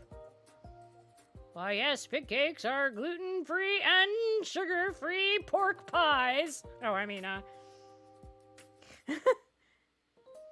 Hi, Zebra. Have you tried the game From Space? No, I have not. From Blue? Tell me about From Space. Sweeteners, I hate their aftertastes. Yeah, Pig Zebra, I agree. A lot of sweeteners have this weird aftertaste that just like... Blah, blah,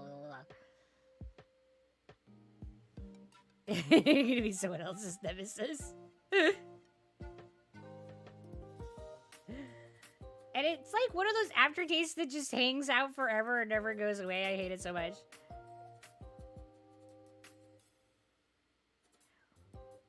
And yes, Mitras, the best place for me to like go check something out is in my Discord channel, because I will totally forget what the names are. People have made multiple suggestions already, and I already do not remember the names of any of those games because my memory is bleh. Like things just get yeeted out of my brain. I'll be like, yes, must remember this precious thing, and my brain goes, okay, yeet. Yeah, the carbs are the worst, as you need to try and figure out how much insulin you need to take for it. And I've been diabetic for 26 years and I'm only 28. Yeah, it's a really hard thing. Like I'm on a low carb diet. I get a lot of inflammation when I eat a high carb diet, so I have the same challenge of keeping track of carbs, but for a very different reason. And can be very difficult to try to calculate and figure out how many carbohydrates are in a food, and it can be super misleading. And the other additional challenge is that like everybody's body responds to different types of carbohydrates differently. Like my body, I can eat rice and it doesn't really have a significant impact on my glucose. Potatoes, on the other hand, I eat a small amount of them and it will jack my glucose up really quickly. So potatoes are a really good option for me when I'm finding that my sugar is crashing, because it's a quick way to get my sugar up, but I also need a protein with them. So like potatoes and gravy is a great option because it's a protein and that quick whoop. So yeah, it's this complicated mess of trying to keep your stuff regulated.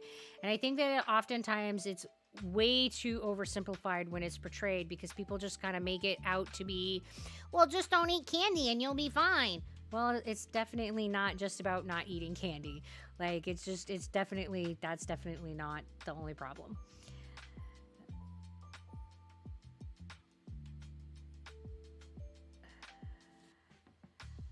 Can you make a cake out of only pork chop? Don't actually do it because that would be a little horrifying. I mean, I guess it depends on how you define cake. I mean, because there's stuff called like crab cake. Like, so why couldn't you make a pork cake? I mean, I don't know. How do we define cake here? Like, if it's just like cake shaped, then sure. Why don't we make pork cakes? We're gonna water the face hole. Thank you, love, Messi. Everybody, let's make sure we're hydrating.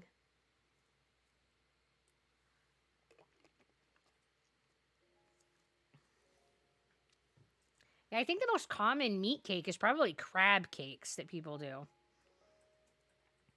And yes, those are definitely real meat cakes. Meat cakes! I'm not a big fan of meat cakes myself. Meat pies, on the other hand. Like, I think the texture of crab cakes are just really weird. Like, even when they're well done, it's just a weird texture. No. Give me a meat pie. Meat pies. Meat pies are good. Like chicken pot pie. That's like a little slice of just heaven right there. Just, It's like chicken soup in a crust. Oh. I hate that.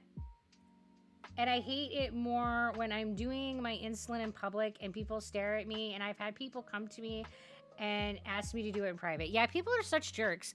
Like, they behave like you're just doing something inappropriate and that you're like, you should be ashamed that you're using medication. I've even heard of people talking about giving themselves insulin and people behaving like they're doing like an illicit drug, like they're shooting up heroin or some stupid ass shit.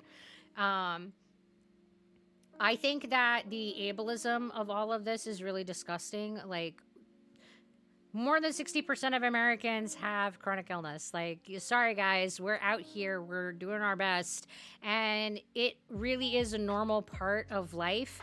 I think that it's ridiculous that we're expected to hide, and that it's ridiculous that we're expected to pretend that we're completely normal when we're, by far, the majority of people in this country. I don't think that we should hide even if we weren't the majority, but I think it's especially ridiculous when we are the majority of people. There's nothing to be ashamed of that we have illnesses that we are trying to manage in safe and appropriate ways.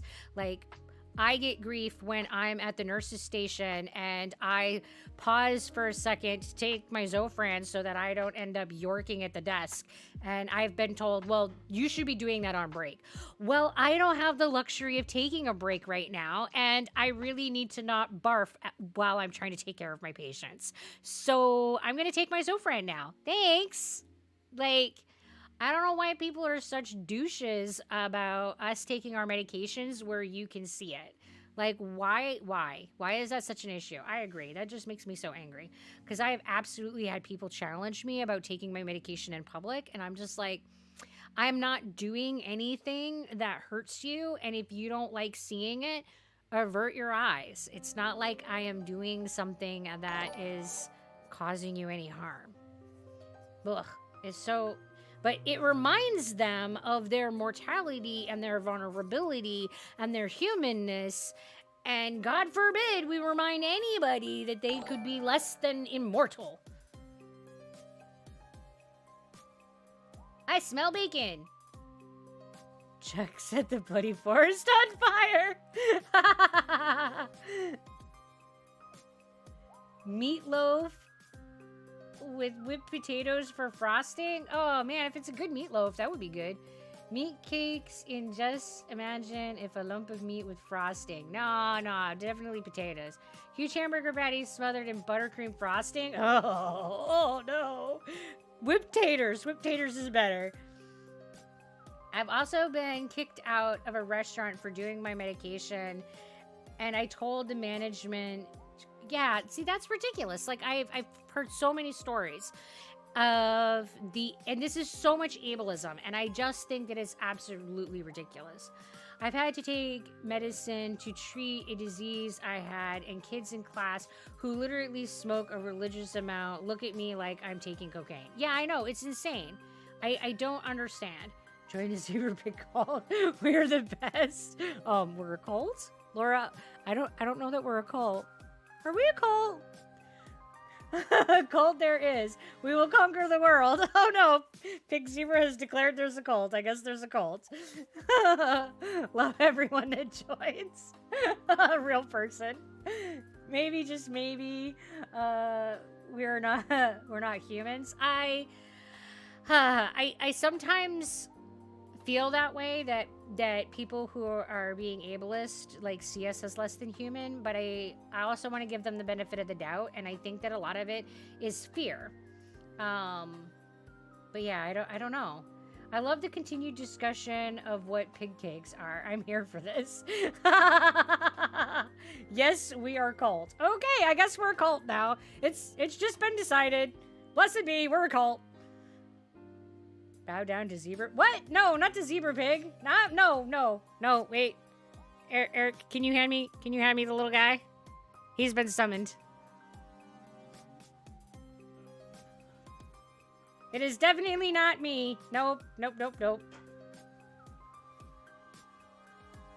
Oh, that's why Pig Zebra is against us, because we're a cult? Oh, well, this is making so much more sense. And it is definitely not me that you're bowing down to. It is Otis! Yes! Bow down to the mighty Emperor Otis! Worship me and all my glorious pigginess! You know you want to. Because I am so adorably cute! Look at how cute I am! How could you not? Guys, I'm gonna kiss you. Boop!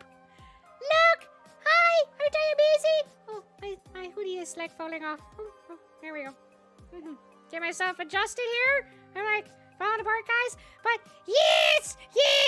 Worship the Otis! I am worthy of all of the worship!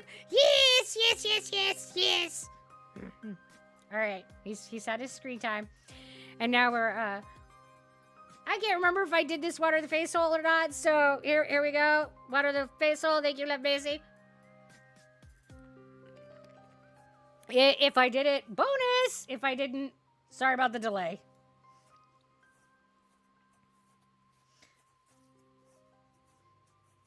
No, they have pork chops. Pigs rule the world! I'm casually creating cults. Oh, okay. Otis is arriving! Yes, Otis has arrived. We must submit all mortal possessions to Otis. Yes, Otis wants all the things. He just wants the love more than anything else. Long live the pig!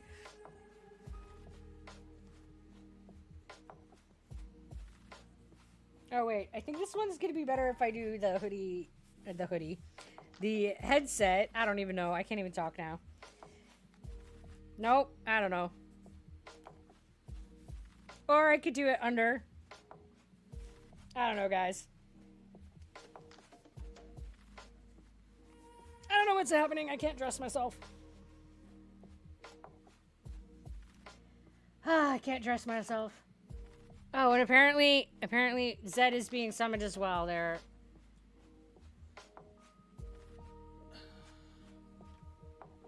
Oh, I'm being summoned? Oh, hi guys. How are you doing today? It's really nice of you all to come and visit. Hi. We love you a lot, and it's really great for you all to be here. And I want to give all of you a hug. So, hugs. Hi guys. You guys are amazing. I love you guys so much. Thanks for visiting and thanks for calling me out. You guys are great. Love you guys.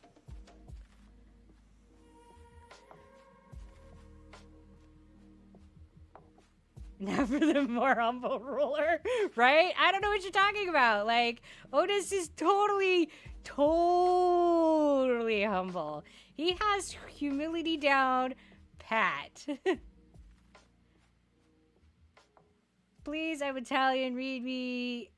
All world came to us, we gave food, mozzarella, and Sabura? I don't know what Sabura is. and I don't know how to say your name either. Skisho?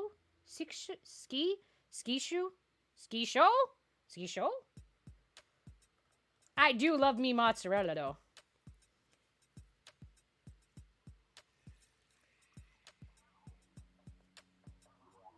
First time chatting you live, but I followed you a while ago. Oh, well, I am glad that you joined us live, and thank you for the follow.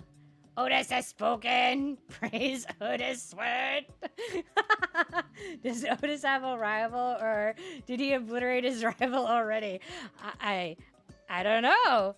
You guys tell me, who's Otis's rival? It is a liquid cheese from Naples. Sabura.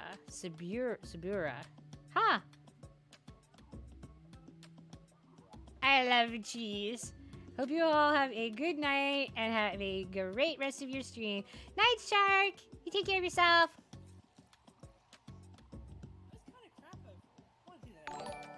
It does sound like it would be tasty. Otis, but backwards, so Cito? Zed is technically his rival? I mean, it's totally an unrequited rivalry. You're definitely right.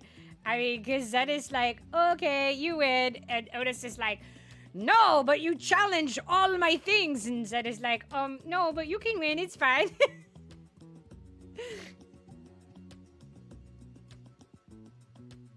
You're gonna stop with the rando accounts.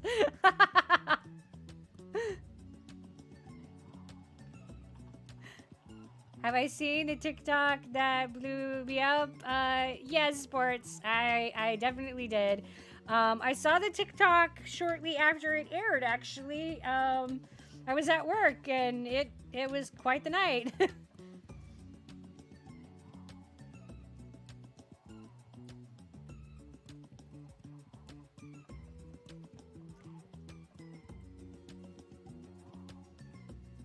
So you saw the TikTok and you came to visit us? Well, thank you. We appreciate it. We appreciate everybody who has seen us elsewhere and decided to come and check out any of the social media accounts. We very much appreciate that. It has definitely been a wild and crazy ride. Like, all of the social media sites have been exploding over the last, 2 months, and the biggest explosion has been on Twitch by far. It's been crazy. It's been a wild and fun ride. I just jumped scared by this ad about Amazon Prime. Okay, this happens to me all the time. I will be watching a stream, I'll be vibing, and I'll be like, yeah, and it'll be one I'm not subbed to, and then I almost always get food ads. I don't know what Twitch is trying to tell me, but then some hamburger will come on and it'll be like, eat this burger, and I'll just be like, oh. It always scares the ever-living bejeebus out of me. I'll just be like, ah! And then I'll be sad, and I'll be like, oh, I wish I had money to sub all the people. I wish I could give everybody that I love so that I would not have to watch anyone's channel with ads, because ads are annoying. I totally get that, but I want them to be paid. So I just mope through the ads, and then when the ads are done, I'm like, yay! But does anybody else get just food ads on Twitch? Because I seriously only get food ads on Twitch. I'm like, what is it? What is it with them trying to feed me while I'm watching my Twitches? I don't get it. I can barely manage English most days. Oh man. Yeah, English is my one and only language. I have struggle bust just to speak English most days. This is true. I have failed to pass the coursework for multiple attempts at multiple different languages. I will never be a multilingual person, sadly. I think that it would be really cool to be able to speak to other people in other languages, but it is not a skill that is in my skill set. I think the biggest challenge that I have is my auditory processing disorder. I have a really difficult time hearing information and processing what that information is, and then translating that into a meaningful nugget of information, and then being able to process my thought into language back to you. Because my thoughts don't start as language. They start as this weird, jumbly, imagey sounds and smells, and I have to like sort that and then make it into like words and then like commute it to you. So all of that like translation stuff into another language, I've never mastered it. Just never mastered it. I'm not even sure I've mastered it in English, honestly.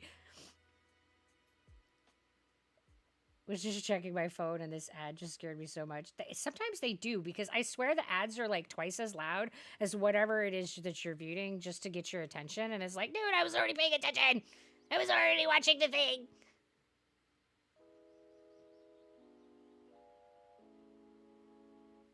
You usually get gaming ads? Oh, all right. So it's just me who gets all the food ads. All right. All right. So what does that mean? Have you ever heard of the Addams Family? Yes, I love the Addams Family. They are like the best representation of a healthy family. And most Americans have no idea how much they represent healthy family dynamics. They're just the most awesomest family ever. I love the Addams Family.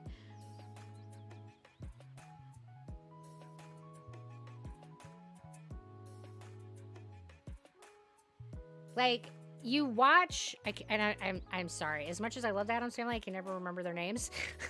I can remember the girl's name is Wednesday, but I never remember anyone else. Like, so mom and dad. What, Miss Rutch? Morticia and Gomez. Okay, Miss Rutch is helping me out here. Morticia and Gomez. Like, I love watching the way that they interact. Like, the way that they constantly display how a good, healthy relationship should work. The way that they support each other. The way that Gomez is comfortable displaying his emotions as a man. The way that he respects her boundaries, and the way that he allows her to just make decisions. And I like how she is comfortable with him having interests that she's not interested in. And that she gives him space that is dedicated to his like train interest that he has down in the basement. And that it's completely okay for him to have things that are not part of her life. And that there's this separation outside of their relationship. I just think that it's an amazing example of how family dynamics should be. I love it. I love it so much. So we put on Addams Family Musical, and one of the grandma's lines was, "There's a bunch of 90-year-old hotties out there ready to chat down and get grandma's sandwich." Right? Like, never too old for love. I mean, hey, you know, consenting adults and stuff. I mean, I'm not ready for you know, a grandma sandwich, but hey, you know, I'm not going to say that a 90-year-old shouldn't be out there dating. In fact, I'm going to say the 90-year-olds, if they're single, should absolutely be out there dating and, like, doing all the things that make them happy, whatever that is, as long as they're not hurting anybody else.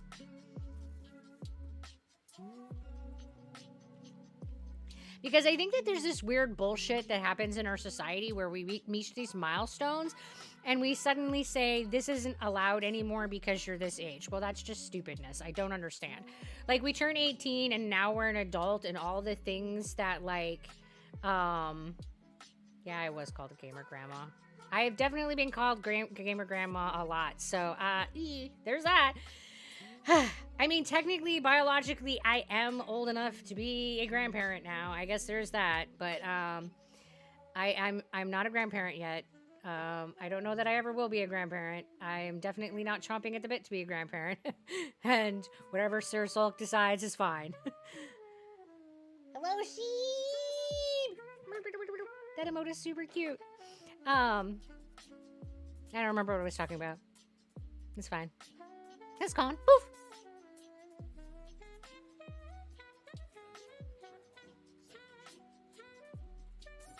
it's gone. Whatever it was, it's gone. Poof. Not if you can help it. Right? Like, I'm not saying that I expect that I will ever be a grandparent, and it's totally fine if I am never a grandparent. And if you change your mind, that's fine too. I'm just saying it's fine. Whatever she decides is fine. It's okay. And, you know, if we have a sudden burning desire to be grandparents, you know, we could just, like, adopt somebody else's kid as our grandparent, to be grandparents for. Like, you know, there's always other options. You don't have to put pressure on your children. Like, if I hit 60 and suddenly really, really want to explore the grandparent role, I am sure that there are children out there that's grandparents have died that would love to have a grandparent. So I could adopt those kids and be their grandma. Like, there's other options. You don't have to put pressure on your children to create you grandchildren in order to fulfill your emotional needs. Like, so yeah, if I ever reach that point in my life that I'm like, I want grandbabies, then I'm sure that there are grandchildren out there that will need grandmoms, and that there will never be pressure on Sarah Salk. I will always, like, promise that. She's always entitled to make her own decisions in life, and she's her own fucking person, and, you know, she's not my fucking puppet. You know, she's a different person. I get very frustrated when I see parents treating their children as puppets, because that's not what your children are. That's not what that relationship should be like. And it drives me nuts when parents try to make decisions for their children. And I think some of that is because I was always a very independent person and had parents who tried to make decisions for me. They always try to tell me who I should be, who I shouldn't be, how I should dress, how I should behave. They always try to tell me what careers I shouldn't get into, and just tried to force me into a mold. And I never fit in the mold that my parents wanted me to be in. They wanted me to be Christian, and I wasn't comfortable with that religion. And they wanted me to be, you know, heterosexual and this very defined, concrete female, and I didn't feel comfortable with that either. And, you know, they just wanted me to be all these things that I just couldn't be. That sounds like a you problem. You know, it so is. It absolutely is when parents are like, I want grandchildren. It's like, yeah, that's so your problem. That's so your problem. So go find a solution. Like, don't make it your kid's problem. Don't be a fucking twat waffle. Like, because there's plenty of people who want grandkids, and there's plenty of people who want grandparents who don't have them. So go find those grandkids. Like, go adopt them. And we're gonna do a water the face. Oh, thanks, Mystic Owl.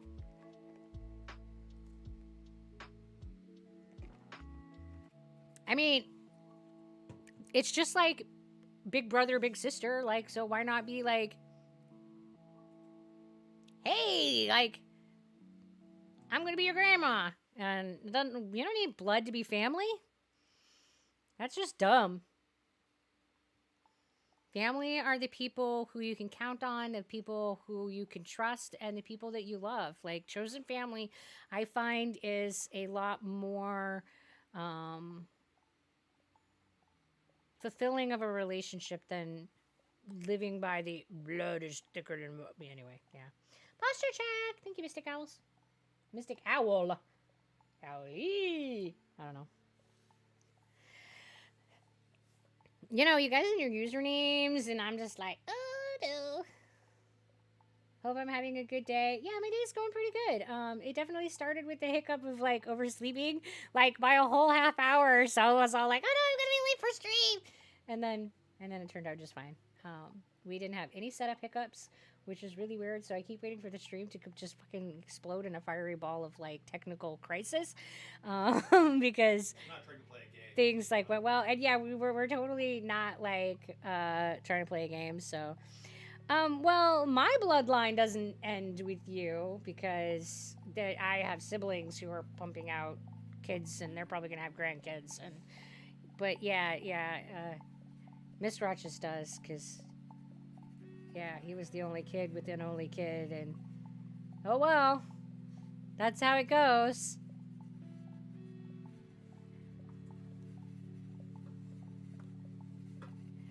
You know, and it's like, it is what it is, you know? Oh, yes, the precious bloodline. Oh, no. I've never understood, because, you know, back in the day, bloodlines used to carry power and used to carry, like, titles and, used to be, like I understand why, like, in the medieval era, why making sure your bloodline was carried forward was important. But in this era, like, I just don't see the point. Like, it doesn't matter. It doesn't carry that shit forward. Like, when you die, it isn't your bloodline that decides where your shit goes. Like, it's your fucking will. You can give your shit to whoever the fuck you want. They don't have to be, like, related to you. Like, they're, yeah, so I don't get it. I don't understand this obsession with family names. I don't get this obsession with blood relations. I don't get this obsession with and this sense of entitlement that family have. Like, oh, you are my blood, therefore I am entitled to hug you. I am entitled to your time. Fuck all that. No, you're just another person. And if you want my time and you want my space, you have to follow and respect my boundaries. And you have to follow all of the same social conventions and rules as every other fucking person who is going to be part of my life. And if you can't do those things, then you can just bugger right off out of my life. Like, having a genetic relation to me does not entitle you to shit, as far as I am personally concerned. Because let's face it, being genetically related to someone means that they are statistically more likely to be the person who has traumatized you, who has abused you, who has been the source of neglect. Like, people who are related to you are more likely to be the people who are victimizing and causing harm than strangers are. That's just how this shit works. So why should you be required to maintain relationships with people who are causing you harm? Fuck all that shit. Fuck it. Throw it out in the bin. It's not worth it. There's my rant for the day. We knew one was coming eventually. I mean, come on, guys. They made it about 3 hours before a rant happened. Did okay. Whew. But we knew a rant was going to happen eventually. Here we are.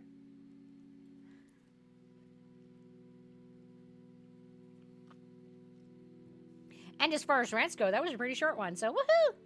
Yeah.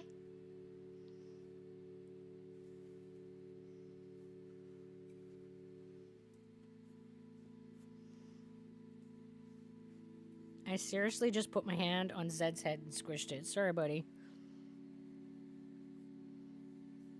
I do not share space well.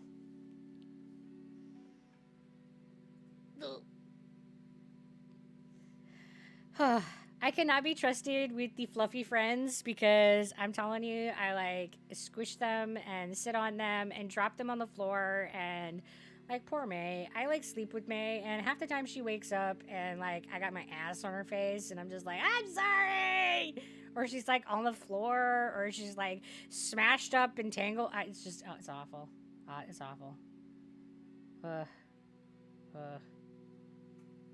Cannot be trusted with the fluffy friends at all. It's terrible.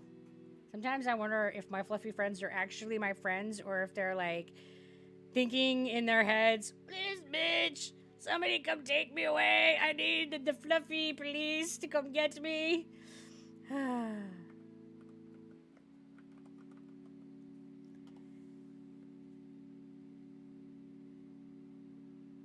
Yeah. Hello, Master. How are you today? And hello, Manic. I am glad that you are enjoying the stream. And all of my, like, randomness.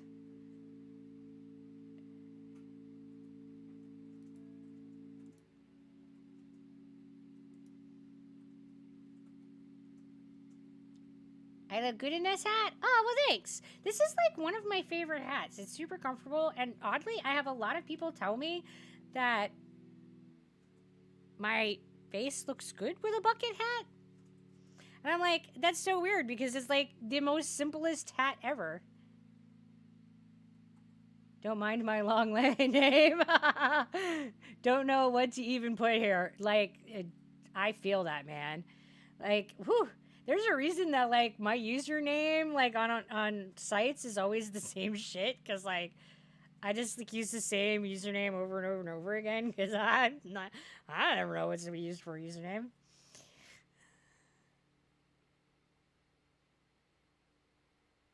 I stole it from you?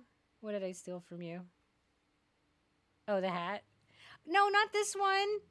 I stole the original one, and then you bought me my own because you were tired of sharing. Which was totally fair. But yeah, he had a bucket hat, and I was like, oh, I like this hat. And I just, like, used it all the time. And then he was like, no, here, have your own hat. I did not wait 60 days. I can only change it again in 2023. Hello, well, rate. So is it like you can change your username on Twitch I don't even know. I've never tried to change it. So like, can you change your username like every 2 months? Is that how it is?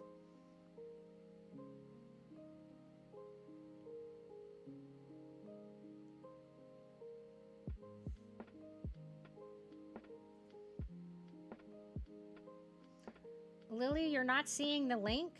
Try looking down in my about page. It should show the link for my Discord there. I don't know, my Discord link is being very weird. It's not universally showing to everyone, and I don't know why it's doing that. I frequently have people saying they can't see the Discord link. But it should show you on my about, so you should be able to see it. Oh, maybe that is it. Maybe it is the difference between who's on mobile and not. I never thought to ask, like, whether or not it was related to, So yeah, you can change your username every 2 months. Okay, cool. What if you could have a superpower? What would it be? So oddly, I was asked this earlier in the stream. I think that when it ever comes down to it, I frequently go with telekinesis. I think I would go with telekinesis because it would make up for a lot of the medical deficits that I have. Like, I'm losing control over my body more and more, and if I had telekinesis, I would be able to, like, use my mind to make my body do what I wanted it to do, even though my muscles couldn't control it. Or I would be able to, in theory, catch myself before I, like, completely fell to the floor. So yeah, I think telekinesis would be a very useful superpower for me to have, assuming that I was able to control it well. And you still have never seen the Discord, Sir Sulk. Okay. On her phone. So maybe it is a mobile issue. Yeah, I have no idea. I just saw it show up twice. Yeah, I don't know. It's like there's some people that it just doesn't show for, and I have no idea why. And then other people, they're like, oh, I see it all the time. It's fine. Where am I from? I'm currently in New York. My permanent residence is in Maine, and we will be returning there tomorrow. I was born in Rome, New York, though. I think that covers all the where's I'm froms. Like Jean Grey. Oh, who's Jean Grey? I feel like I should know who Jean Grey is. I'm terrible with names, though. I'm sure this is a comic book character, and I should know who Jean Grey is, but nope.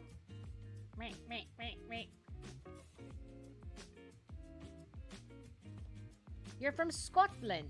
Woohoo! I would like to visit Scotland, but who am I kidding? I would like to visit all the places. I would love to just, like, travel the whole world and see all the parts of the world and, like, meet all kinds of different people and enjoy all the different types of cultural food made by the people who make them. Like, eat actual Chinese food made by Chinese people, and Japanese food made by Japanese people. You know, that kind of stuff. It would be just really cool to experience it. Like, I just would love to explore the world and the world's cultures and the diversity of humanity, because human diversity is so beautiful and amazing to me, and I would just love to experience more of it. One of the things about living in Maine is that there's not a lot of diversity, and sometimes I feel like I live under a rock. And having recently spent a lot of time in New York, I have been able to experience more diversity, and it's been really delightful to meet people from other cultures, and it's been strange, but it's been super cool, and I really enjoyed it, and I wish that I got to do it more. You're going to Spain next year. Nice. Nice. Yeah, I would just really love to be able to afford to travel all the places. But travel is so expensive, and I feel like I'm financially doing well to just afford existing. Existing is expensive. You're from Brazil. Would you like to come to my... I would love to, definitely love to see Brazil. I would love to visit all the places. Like, really, there's just...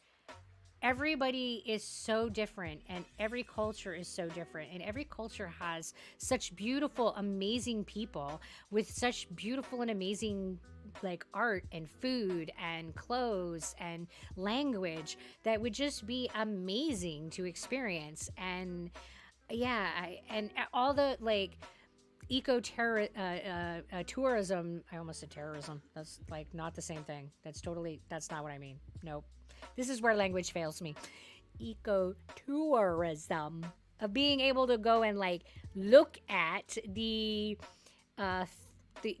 different, like, places. Like, it would be cool to actually see a kangaroo. Like, I've never, like, laid my eyeballs on a kangaroo. I've only seen pictures.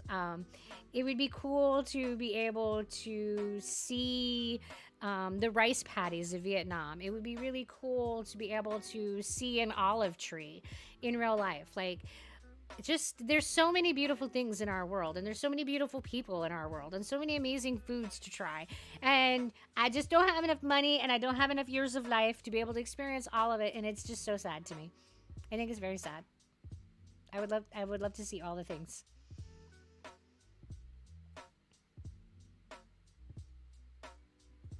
Yeah, it's just poof. Probably going to switch your ass off, though. Yeah, I hear Spain is really roasty toasty.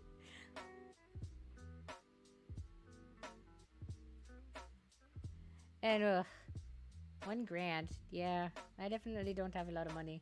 Definitely can't just go and be like, oh, I'm gonna, like, spend some money and woo, travel. Nope. I would love to, though. It would be amazing. Amazing. It would also be really cool, not even to just go and see the big sites, but, like, be able to go and ask people in the local area, like, what are the locals' favorite places? Like, what are the little niches? Where do they like to eat? Where do they like to hang out? What are just the normal places for people who live in the area to chill and be? Yeah, those are also the kind of cool places that I would like to hang out and see, more so than the touristy places. You're gonna go to a hotel in Spain with a water park? Cool, that sounds really fun. I went to a water park once, and I really had a delightful time. I thought, this is gonna be lame. Like, water parks, whatever, blah, blah, blah, blah. And I just, like, thought the whole idea was super lame. But then I actually went. I gave it, like, a like, fair shake, and I will say I had an absolute fucking blast. It was super fun. And I got a sunburn, and that part sucked. But other than that, you know, because it was super hard to keep the sunblock on, because I just kept, like, in the water and off, and yeah, but it was a great time. It was super fun. Hello, Seb the Dirge. Your favorite places were a bread shop, a tea shop with a woman who didn't speak any English, and a ceramic shop. Yeah, there's, like, so many amazing niches. Like, when I went to Boston, there was this store called Old Lace, and it was this secondhand shop of items that all had a story. and they were all either antiques or just random interesting items. And I just found it to be this amazingly fascinating store. And it was run by this guy that was like older than the sun. And he had some of the coolest stories to tell about where he found the item and the person who had owned it previously. And yeah, I just found the whole shop to be quite delightful to explore, and it was definitely not on the tourist run at all. And it probably, like, and now having been, like, I don't know, 10, 20 years later, doesn't even exist anymore. Water the face hole! Thank you, Sub the Dirge. Everybody, stay hydrated.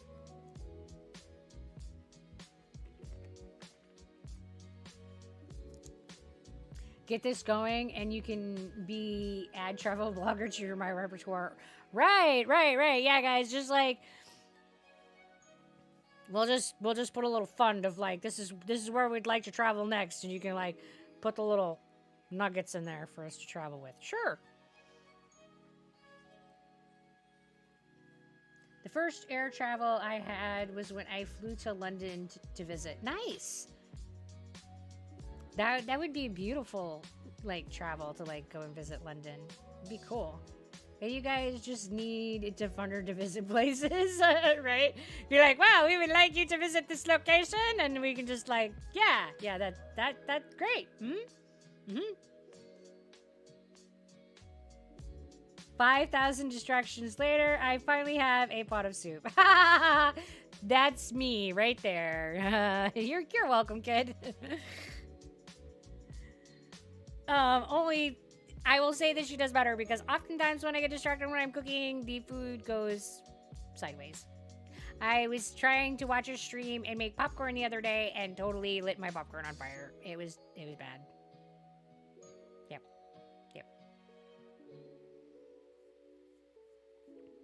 London was fun. We only were in the central city. Yeah, we were definitely able to let Sarah Salk do traveling, and I was really excited about that. So she's been able to go around cool places. I wish I was able to afford to go with her, though, but unfortunately it not had worked out that way. I don't know. All I did was take pictures and bought some small ass UK flag cup. And I forgot. I don't know why I bought it. Yeah, we buy all kinds of weird touristy things when we go and travel, don't we? We had fun. The group getting split up by subway line breaking down. Oh, don't.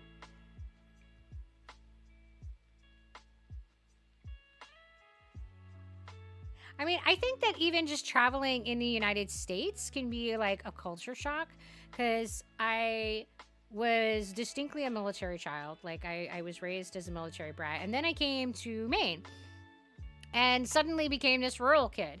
And like I had never seen like forests. I'd always been like on a military base. So it was a very structured, groomed and controlled environment. And then suddenly I was on this 110-acre farm forest area. And I was just allowed to like run around and be outside on this whole ass property. And there was just all these trees and mud and rocks, and it was just amazing. And then there was snow, and I thought we were gonna die because I'd never seen it snow. I was just like, it just won't stop. I thought that we were gonna die. I thought the snow was gonna come in and bury us, and we were all going to be dead in the white stuff that just wouldn't stop falling from the sky. And then when I was a teen, and I went to Boston for the first time, I again had this culture shock because I had never been in an actual like city. Like I'd been around areas of like, you know, big groups of people, but those were military bases where there are definitely distinct different social rules than there are in a city. And it was just very different, and it was very interesting, and just like, whoa, and it was so wild, and like trying to navigate and figure out how like all these social rules worked and how subways worked. And just to clarify, it's really difficult for me to figure out how social rules work. I have a really hard time with that. I'm autistic, and it's a huge hurdle for me to like figure out how y'all's rules work. I wish there was a user guide for that. It would be super helpful. So these like culture shocks for me were just like trying to figure out what the rules were most of the time was like, I don't know what I'm supposed to be doing right now. And that's like most of my anxiety of going to new places is the fear of like breaking some social rule and making people angry or offending people and not realizing that I had done so. Yeah, and having done that a lot over the years because I just didn't know that it wasn't a thing that you were supposed to do. Yeah.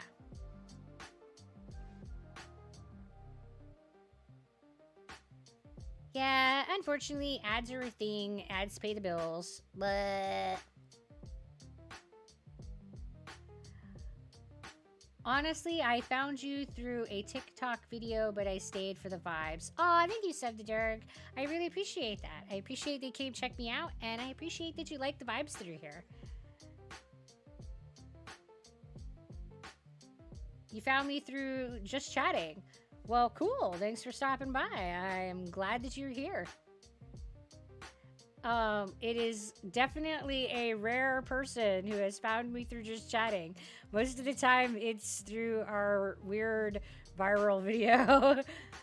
I don't know why, but some people say UK and US are the same, but I know that's wrong.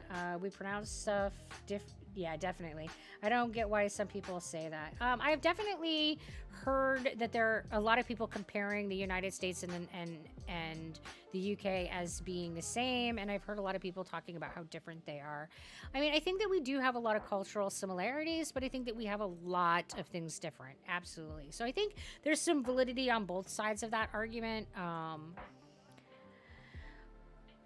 But I don't know.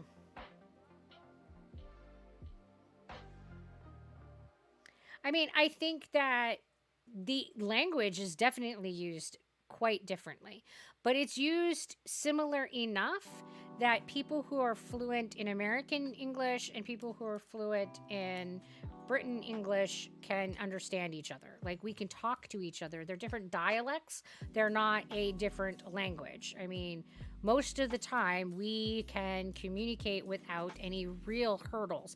It's not like someone speaking English and speaking Spanish. Like, I really have no idea what they're saying.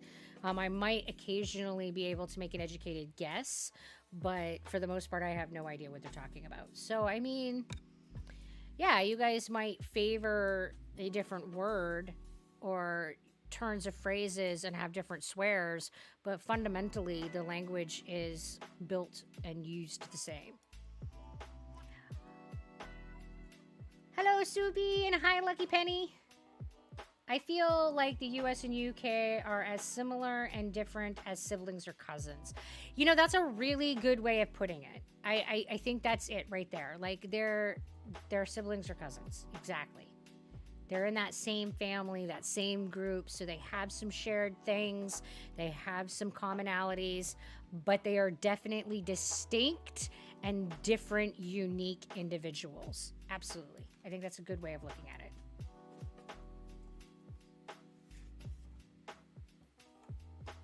Oh, I use British English even though I'm American. You know, and there are a lot of people who do that. And there's nothing wrong with that, you know, which dialect you choose to use. And, like, I think that saying British English and American English is also misleading because there are many dialects being used within English in America. And I'm sure the state, I don't live in the UK, I don't live in England, but I would be really surprised if it wasn't the same over there. Like, people who are talking in New York and the people who are talking over in Georgia are not using the exact same dialect of English. They just are not. The Southern drawl and the Yankee accent are different creatures. And so it is misleading to say the American dialect. I often kind of just go, meh, and it's not really a thing. And then you have like a lot of people who have come from other countries who English is their second language, and the way that they use English has generationally also become a dialect. And all of that is okay. The whole point of language is to communicate our thoughts. And as long as those messages are clearly being communicated, then language is serving its purpose, and it's going to constantly evolve, and it's going to constantly change over time. It's just the nature of the way language works, and it's kind of cool. Hi, that guy. How you doing? Ever felt like learning another language? Oh, I would love to learn another language. However, I have formally taken courses in other languages multiple times and have failed out multiple times. And yeah. At this point, I've kind of accepted that I am not ever going to be fluent in another language. And I think that the biggest hurdle for me is my auditory processing disorder, and I'm okay with that. I'm okay with English being the one language that I struggle most to communicate with. If you look at the places where English is the main language, showcase that English is very much a mutt language between Germanic and Latin languages. Absolutely. Like, all languages kind of like over time, like merge like rivers and then branch off again, you know, and it's really fascinating to look at the way that different languages influence each other, and the way that we borrow pieces from other languages, the way that we just up and completely invent new languages because we need them. It's amazing, and it's cool.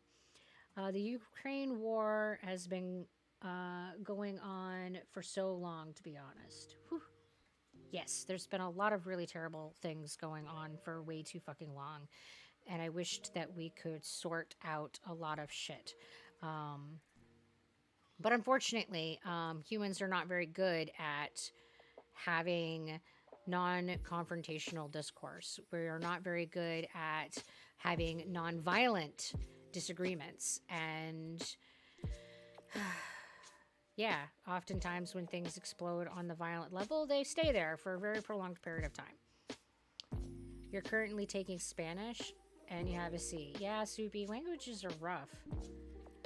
I think where almost all styles of learning languages are a listen and repeat models, the auditory processing disorder will always be a barrier. Yeah, and until I can find a learning model that is set up differently, or figure out a learning model to implement myself, I don't think that I am going to be able to learn another language.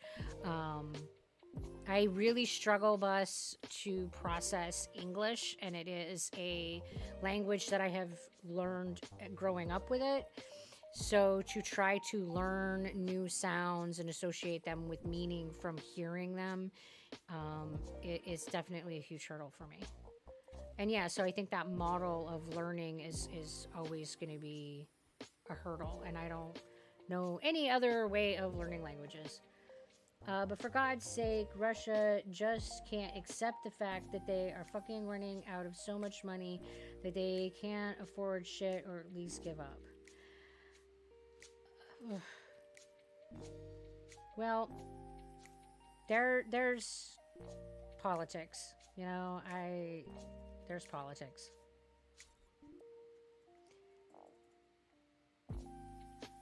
You only speak American. Yeah, Stacks. You only speak American. Me too. You learn using patterns? Well, interestingly, like, I know how to crochet. And I can read Spanish crochet patterns. And I can follow and crochet using a Spanish crochet pattern. But I cannot read Spanish. But I do know how to read Spanish crochet patterns. Like,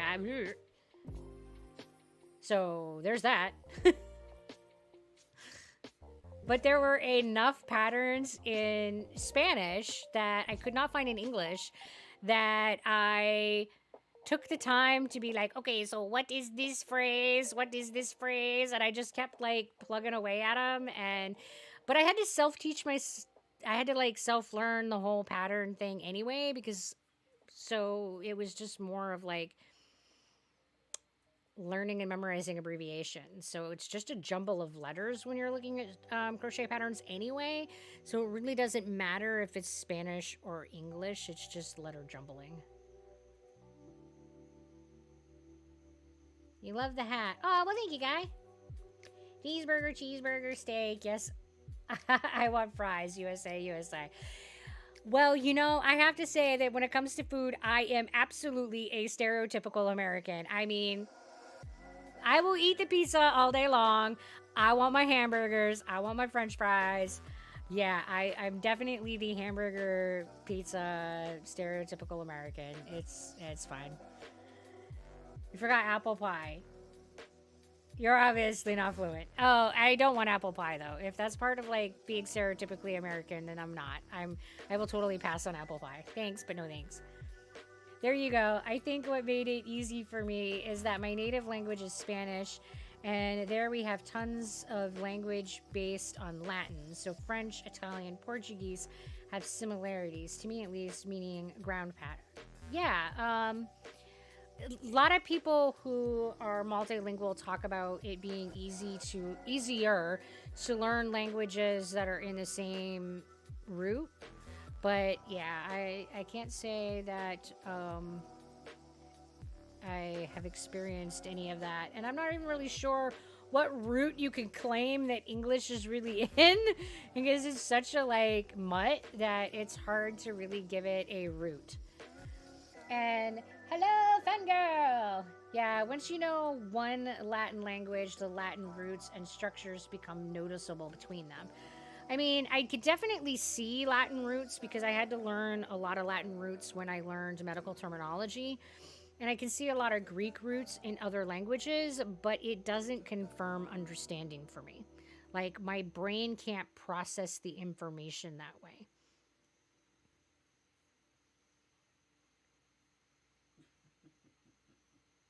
I am like a bar in an elevator. Oh? You really lift my spirits?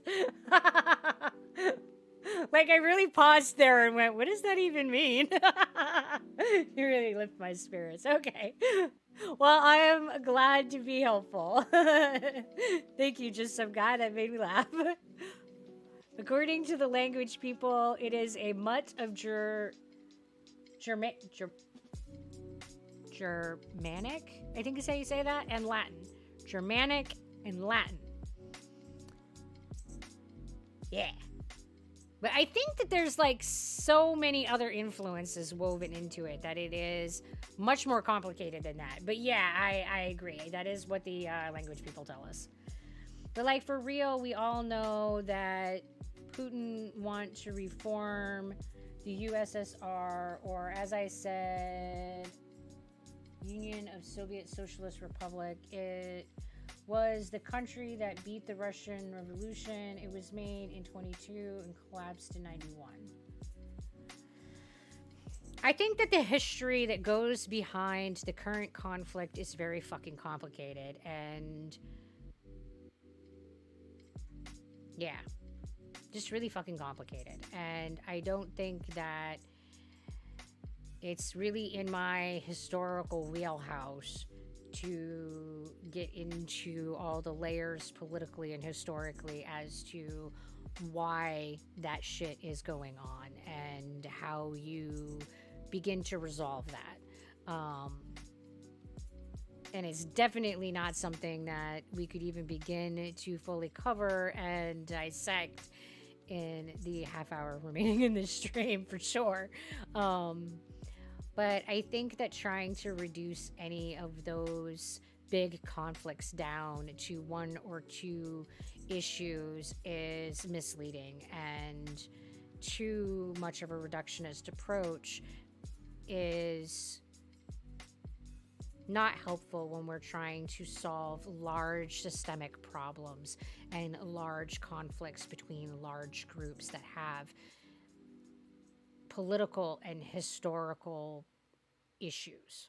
So, yeah, it's a complicated hot mess, and complicated hot messes have complicated hot mess solutions and take way too fucking long to resolve. And in the meantime, it is always the people who end up suffering, and it is very unfortunate. And I can only offer the people that are in that middle of that conflict my blessings and hope that they do okay despite the fucking chaos going around them. And we're doing a posture check. Thank you, fangirl. We appreciate it. And I hope that it resolves soon, but it is likely, just like the pandemic, that it is going to be with us for a while yet. We are doing a white elephant exchange at work, so I bought salt and pepper shakers to give as my gift. They are the best holiday gift because they're seasonal. I don't know what you mean by white elephant exchange. What is a white elephant exchange?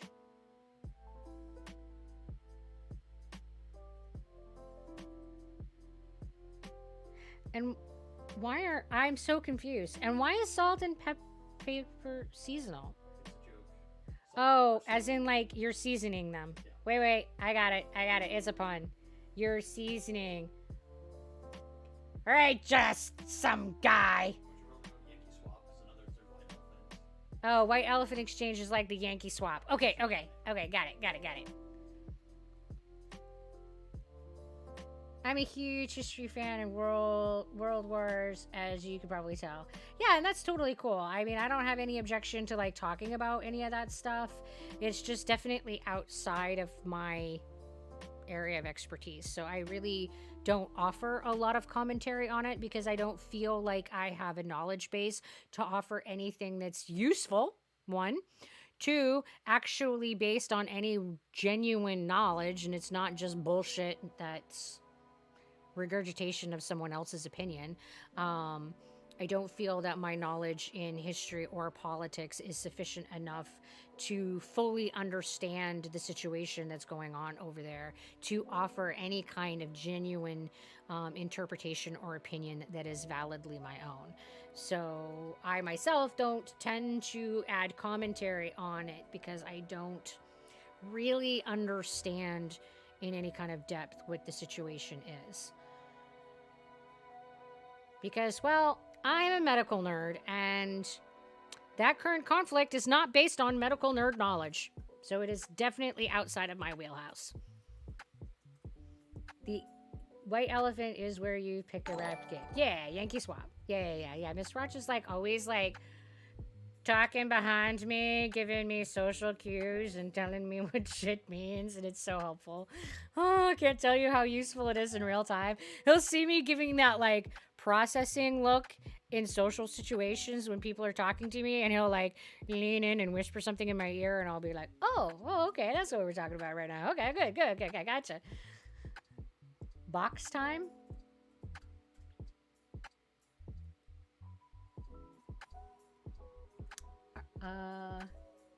Hello, Bilak?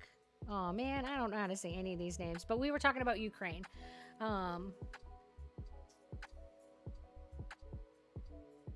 And yeah, I it's definitely outside of my wheelhouse. I just don't know any other things. You want opinions on medical topics? I probably have one. That is definitely where my wheelhouse is. Hit and miss whether or not I have an opinion in games, but my area of opinion world is definitely in medical and video gaming. And if you want political opinions, it's usually around the politics of medicine.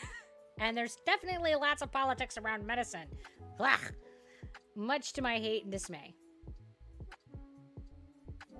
Medical, you will never get her to stop. Oh, ain't that the fucking truth?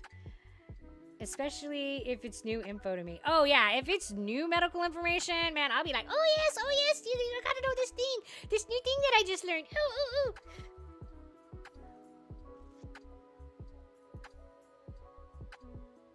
What is my opinion of... Oh, you gotta look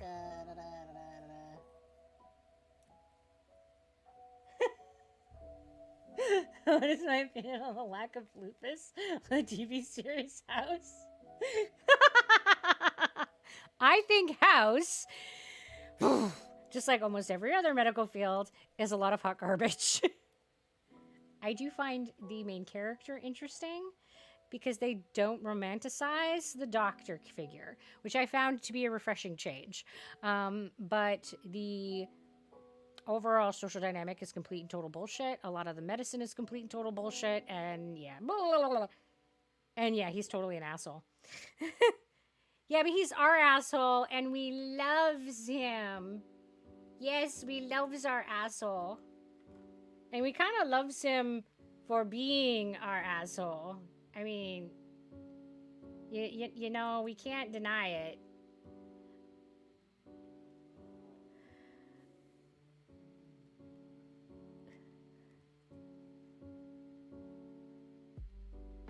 What do I do for a living? Well, as of today and this stream, I am now a full-time zebra pig. That is what I do for a living. So, woohoo! Yeah, zebra pig! This is my living now. Yeah.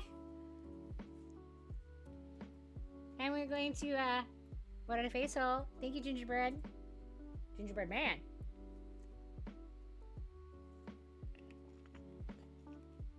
And do I have a medical background? Yes. I started working in healthcare in like 98. But the majority of my healthcare experience is as a nurse. I have a specialty in med-surg, and I have the certification for that. And I have the certification in psychiatric mental health. So, yeah. And yes, Sir Sulk, language fails me all the time. And it's totally a medical show and not a medical field. It's fine. It's fine. Kool-Aid. Kool-Aid. You've heard that about House, the similarities to actual medicine and the lab coats. Yeah. I mean, like, a doctor does not get to do a lot of the things that people think that they get to do. Like, everybody thinks that a doctor directs care. It doesn't work that way. It just doesn't. Like, doctors put in orders, and then that's it. They put in the order, and they will leave that stuff to be done by other people. And like House has this like weirdness where the doctors are the people doing the tests and then assessing the patients and all that shit. It doesn't happen. Like, they show it as if the doctors are the primary people coordinating care. That's not the case. The nurses are the people who primarily coordinate care. You don't get to decide. Doctors don't get to decide which tests have triage priority. That's decided by the people who are actually doing the test. So the MRI the people who are running the MRI machine will be given MRI tests that need to be done. And based on whether or not the tests are ordered as stat or routine or recheck or whatever, and based on what the test is and what it's looking for, those people running those tests will decide what order those tests need to be done in, and they will do that triage for themselves. And that is true for the people who are doing x-rays. That is true for the people who are drawing labs. That is true for the nurses who are passing medications. We are all independent practitioners who do our own triage and who decide this care for ourselves. We don't have some fucking doctor saying, no, you're going to do this first. Nope, that doesn't happen. In fact, we often tell doctors that we're not going to do the orders that they tell us to do, and they don't like it. They don't like that they don't get to be the final boss. They don't like that they don't get to have the final say, but we often tell them to bugger right off. And House really makes it look like there's only doctors in the hospital, and that's just so not the case. And if House were using substances and writing scripts the way that he was in those shows in United States, he would have lost his medical license and he would have gone up for charges, malpractice charges for one. Yeah, he wouldn't have been a practicing doctor anymore. It just wouldn't be tolerated. It wouldn't be allowed. You don't behave that way. Yeah.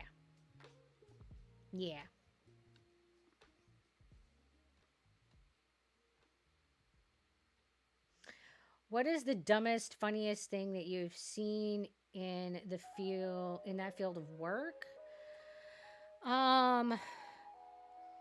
Most of the time I don't find people to be funny. I find that people make poor decisions for sure.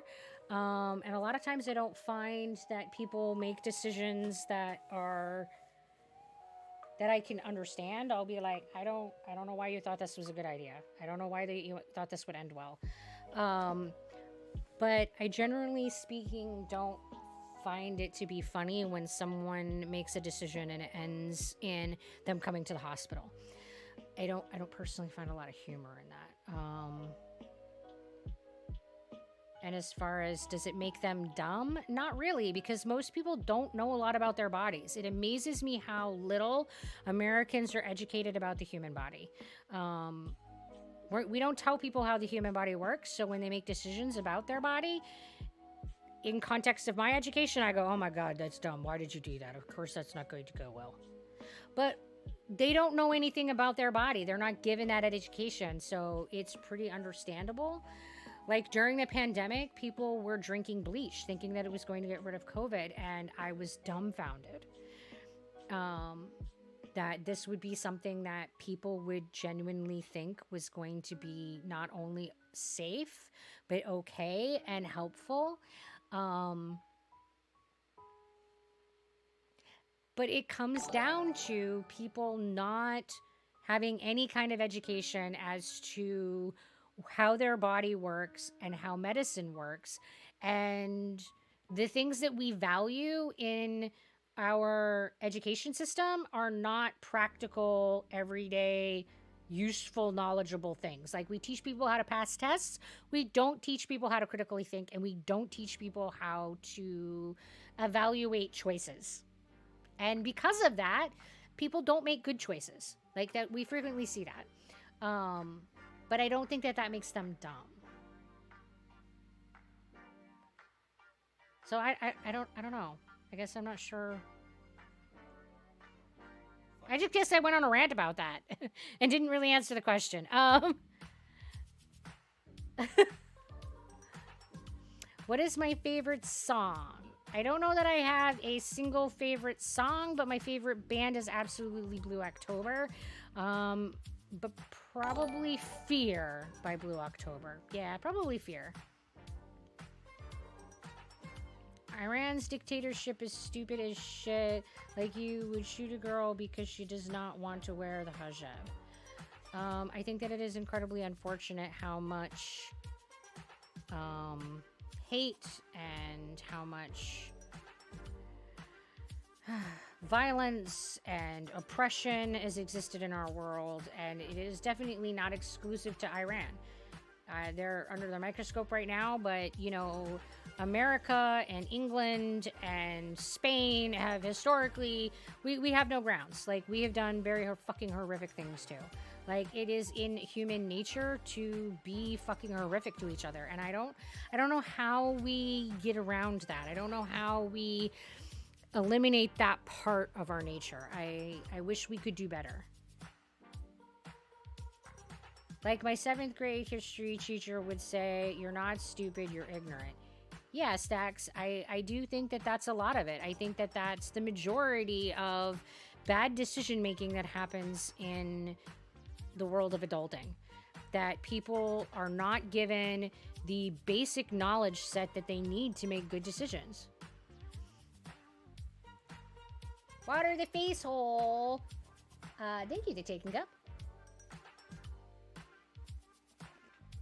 I have a lot of bad ideas that don't end well. I ended up in the ER once this year, but the decision was actually really dumb. So I had it coming. Ugh.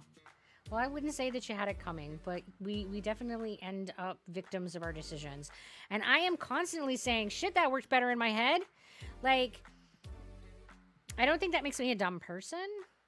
But yeah, shit definitely works better in my head all the time. But I try not to... I try not to be like, making fun of my patients, and I try really hard not to be like, oh, this person was dumb because they didn't know this about their body. Because I don't think that that's fair. And I don't think that that is the best relationship to have and promote between providers and patients. I think that instead we should be looking at those knowledge gaps and how do we fill those knowledge gaps so that people can make better decisions. So I don't tend to tell the like, oh, I thought this person was dumb, because I genuinely don't feel people are. I mean, in fact, research shows that our average IQ has been steadily going up over the years. So we're not dumb. We're definitely not dumb. We're getting smarter every year. But I definitely meet people who challenge my conceptions and who make decisions that I don't understand and who are making decisions that are not based on any kind of clinical factual knowledge. For sure. I had and still have conjunctivitis. I am sure you know what that is. Yes. It can either be an eye infection or inflammation for allergies, but conjunctivitis literally means inflammation of the eye. And it absolutely sucks. You took 1,000 pounds to the hand. Oh. Ooh, that doesn't sound like it went well. That doesn't sound like it went well at all. Hello, Mariner the boy. I am from the TikTok video and your personality is awesome. Oh, well, thank you. I appreciate that you came from that video and decided to check us out. I really appreciate you being here. And it sounds like you're talking about the eye infection. I hope that it clears up soon and that you get some eye relief because eye inflammation is absolutely miserable. Blech. It's awful. It's absolutely awful. And hi, SS Online. How are you? And Stacks, that little panda guy is adorable.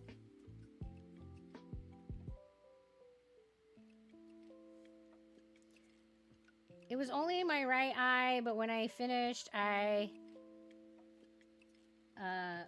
was only my right eye, but when I first had it, which was 2 days ago, it was half shut and super bloodshot, and I need to take eye drops every 2 hours. You know, putting in eye drops is one of my personal worst things. I hate putting in eye medication, and I'm supposed to do it like all the time, and I'm terrible at it. I hate putting in eye drops. And then when your eyeball is super angry and you're supposed to put in eye drops and it feels like molten fire hitting your eyeball and they're just like, oh, you just gotta like do this every 2 hours. And you're like, oh, I hate it. I hate it so much. I think it more than stings. It's like molten fire. It's awful. It is so awful. I'm so sorry. I hope your eye gets all better soon. I'm so sorry. And hello, Plastic Butcher. How are you tonight? Yeah, and I wish that they could figure out a way to, like, make it so that when you put eye medication in your eyeball, it didn't feel like molten fire. Like, why can't we have some kind of, like, numbing agent to go along with it that you could, like, either put in first or something? But yeah, like, you put in eye medication and it's like you are... you light your eyeball on fire, and then they're like, yes, but go ahead and do this every 2 hours. And then they wonder why people are the least compliant with eye medications over every other kind of medication. Like, people are legit more compliant with rectal medications than they are eye medications. And it's because it's like putting acid in your eyeball. Like, why? Why can't we have medication that doesn't feel like it's burning out your eyeball? Somebody out there, we need you to figure out the problem of eyeball acid medications. I'm great. Very nice day. How was your day? Well, Plastic Miniature, my day has been pretty good. I woke up late, and that was a bit of a like, but then after that, it's been pretty good. I have, like, a ridiculous amount of energy today, and I'm not sure why, but there's that. I've had really bad sinus issues since I was a kid. Now I can't even cry without my eyes swelling and they start to sting. Ugh. I'm sorry, that guy. That is really pretty common for people to have a conjunctivitis response when they cry, to get a general eye inflammation with crying. And it's absolutely awful. And one of the biggest prevailing scientific theories as to why that is because people chronically repress their crying and rub their eyes a lot when they cry. So the two things that have shown to reduce the inflammation when you cry is to allow yourself to cry freely and not to repress your crying, and to not touch your eyes or your face when you're crying. And I am bad at both, by the way. I give this advice, but I'm terrible at it. I am terrible at it. I'm like, must not cry. And yeah, I'm terrible at this. I never follow this advice. But that's what the research shows will help reduce the inflammation of your eyes when you are crying. So if you allow your eyes to cry freely, and if you don't rub at them or your face when you cry, it will reduce the inflammation. But yeah, there's that. The worst thing I ever had was tonsillitis. If you all don't know, tonsillitis is inflammation of the tonsils. It's usually caused by a viral infection, or less commonly a bacterial infection. Tonsillitis is a common condition in children, teenagers, young adults. The symptoms include sore throat and pain when swallowing. Yeah, your tonsils are, when you look at the back of your mouth, they are those weird lumps on either side of your throat. And when you go, they're the things that slide over on either side. And yeah, they're absolutely awful, because when they get inflamed, they start getting bigger. And when they start to touch, we call them kissing tonsils. And that is when we know that you have a very severe tonsil infection. Yes, tonsillitis is absolutely miserable, because eating, drinking, breathing, talking, swallowing, all of that stuff that we do on a regular basis just to exist becomes absolutely fucking miserable. Yes, tonsillitis is awful. Awful, awful, awful. And hi, Cloud, how are you? You don't usually cry, but I have allergies to dust, and I live in the country, so they water a lot. Yeah, so you probably have just what they call allergic conjunctivitis. And I'm going to give you advice that I myself don't follow. So allergic conjunctivitis is when you're exposed to eye allergens. If you're allergic to dust and you're constantly exposed to that, your eyes will have a low-grade level of inflammation to them all the time that will cause watering, irritation, and all those irritation feelings. So there are absolutely things that you can do to help with this. One of them is that you can take an eye medication to reduce the inflammation. There's over-the-counter anti-inflammatory eye drops that you can take. They're usually once a day. You can talk to your you can go to your drugstore and talk to your pharmacist about which one you should take. And the other thing that you should consider if you have allergic conjunctivitis is a regular use of an eye moisturizer, eye lubricant. And an eye lubricant is better than an eye moisturizer, because eye lubricants have oils in them that stay on your eye for much longer than eye moisturizers. Eye moisturizers are more aimed at people who need something for contacts, while an eye lubricant is for someone who does not produce the proper amount of oils to maintain the barrier over their eye, so that their eyelid will easily glide over their eye and not create abrasions and irritation. So those are some of the things that you can do to help with those feelings of irritation and yuckiness. And I don't have good eye care. I also have allergic conjunctivitis, and it's fucking awful. And I am terrible at eye care because it requires me to frequently put shit in my eyeballs, and I hate it. I hate it so much. I hate it with a passion. Ugh. You had to eat shitty medicine and tomato soup for 10 days. Ugh. I don't know why we don't get tasty medicine as adult. Just because we turn 18, we don't want medication that tastes good. Blah. The rules are dumb. So we're going to do a water the face hole. Thank you, 14 for 10. We appreciate it. Everybody stay hydrated. It's important. Your body needs water.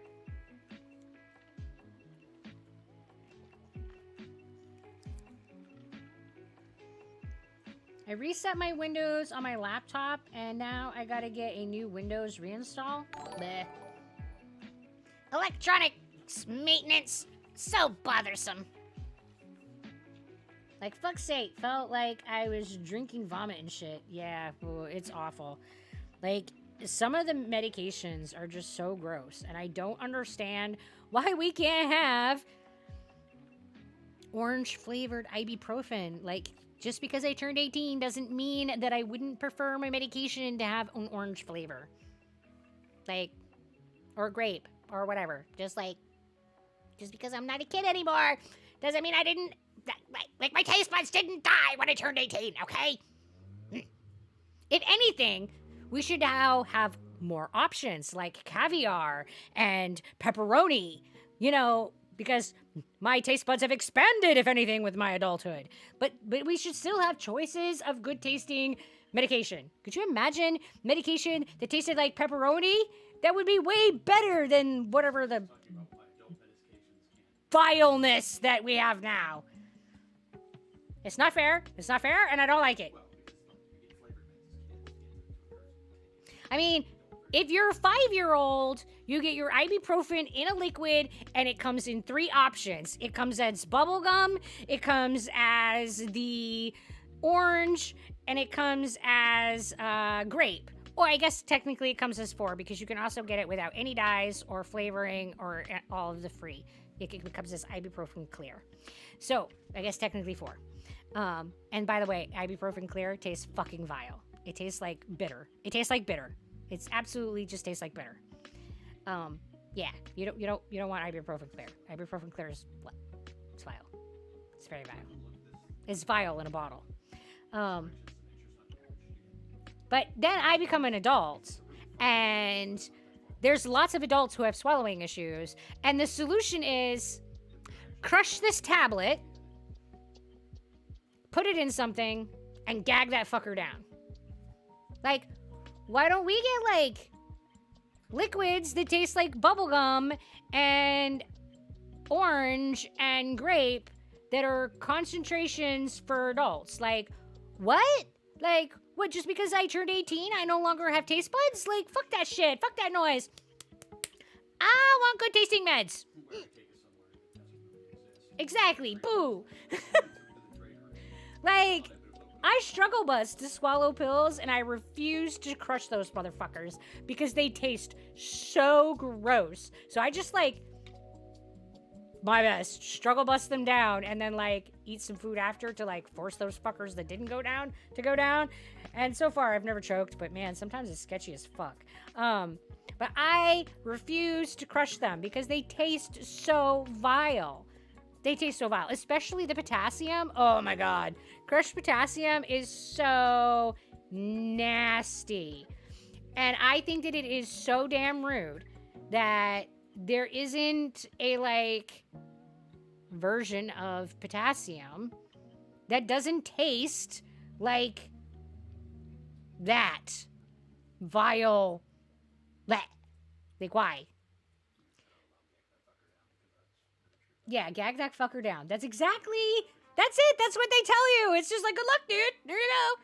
I mean, and they spend millions of dollars in the food industry for the science of how to make shit taste good. The least that they can do is give that shit to the pharmaceutical industry and be like, okay, this is how you make your shitty ass meds that taste vile, taste reasonable. Like, the research has been done. We have so much science on how to make food taste good. The least that they could do is make our drugs taste decent. It's so rude. Rather have a broken arm or a shitty ass pill or medicine, I would fucking choose a broken arm. Okay, I would definitely just choose the shitty medicine, but because I know too much about the consequences of broken arm. But anyway, I feel that, man. But it blows my mind. Like, the things that we do invest in, and because, well, Able-bodied people can just swallow this pill, so it's fine. Nobody ever has to taste it, and it's okay. And it's not an adult person problem. Well, fuck you. It is an adult person problem. Not all of us can just swallow shit fine. Like, fuck you. But just all right. That's my second rant for the night. All right, so we're hitting like the end of the stream. So it is the time that we start looking to see who is on and who we're going to raid. So I'm going to switch over to our credits page. Boop. Ta-da, ta-da! And I'm just going to give a shout out to Miss Roch, Stacks, and Sirisulk and say thank you so much for being a part of my team. I really, really appreciate how awesome sauce you guys have been, and they deserve all the love because this stream would not be what it is without their support. They definitely make it amazing, and I appreciate it so much. And thank you for the people who have sent us art. You guys are super awesome. Thank you again for the donations that Yamcha and Cuddle Me Spoon has sent us. We really, really, really appreciate that support. You can go over to Buy Me a Coffee. The link is down in the description, and it's up on the screen if you would like to do the typing, where you can do donations to support what we're doing here, and you can look at the tiers of support where you can get extra bonuses and enjoy more zebra pig goodness. All right, so thank you guys so much for being here. You guys are awesome, awesome, awesome. We love you all. And we're going to take a peek and see who is currently on and streaming. By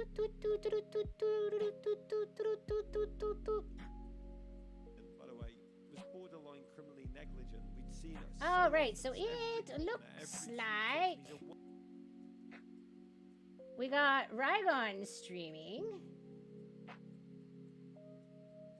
So let's go raid Rygon. Tell him that he's awesome and that we love him. Be all like, yay, Rygon! Because he like killed a Bigfoot with me, and that's amazing. It is, but it's got some more. So we're going to be raiding Rygon, guys. Thank you again, everybody, for coming and hanging out with me tonight. I really enjoy talking with you guys, and I really look forward to, you know, being able to spend more time with you guys and doing more streams and chats. So let's go over and harass Rygon! Rygon!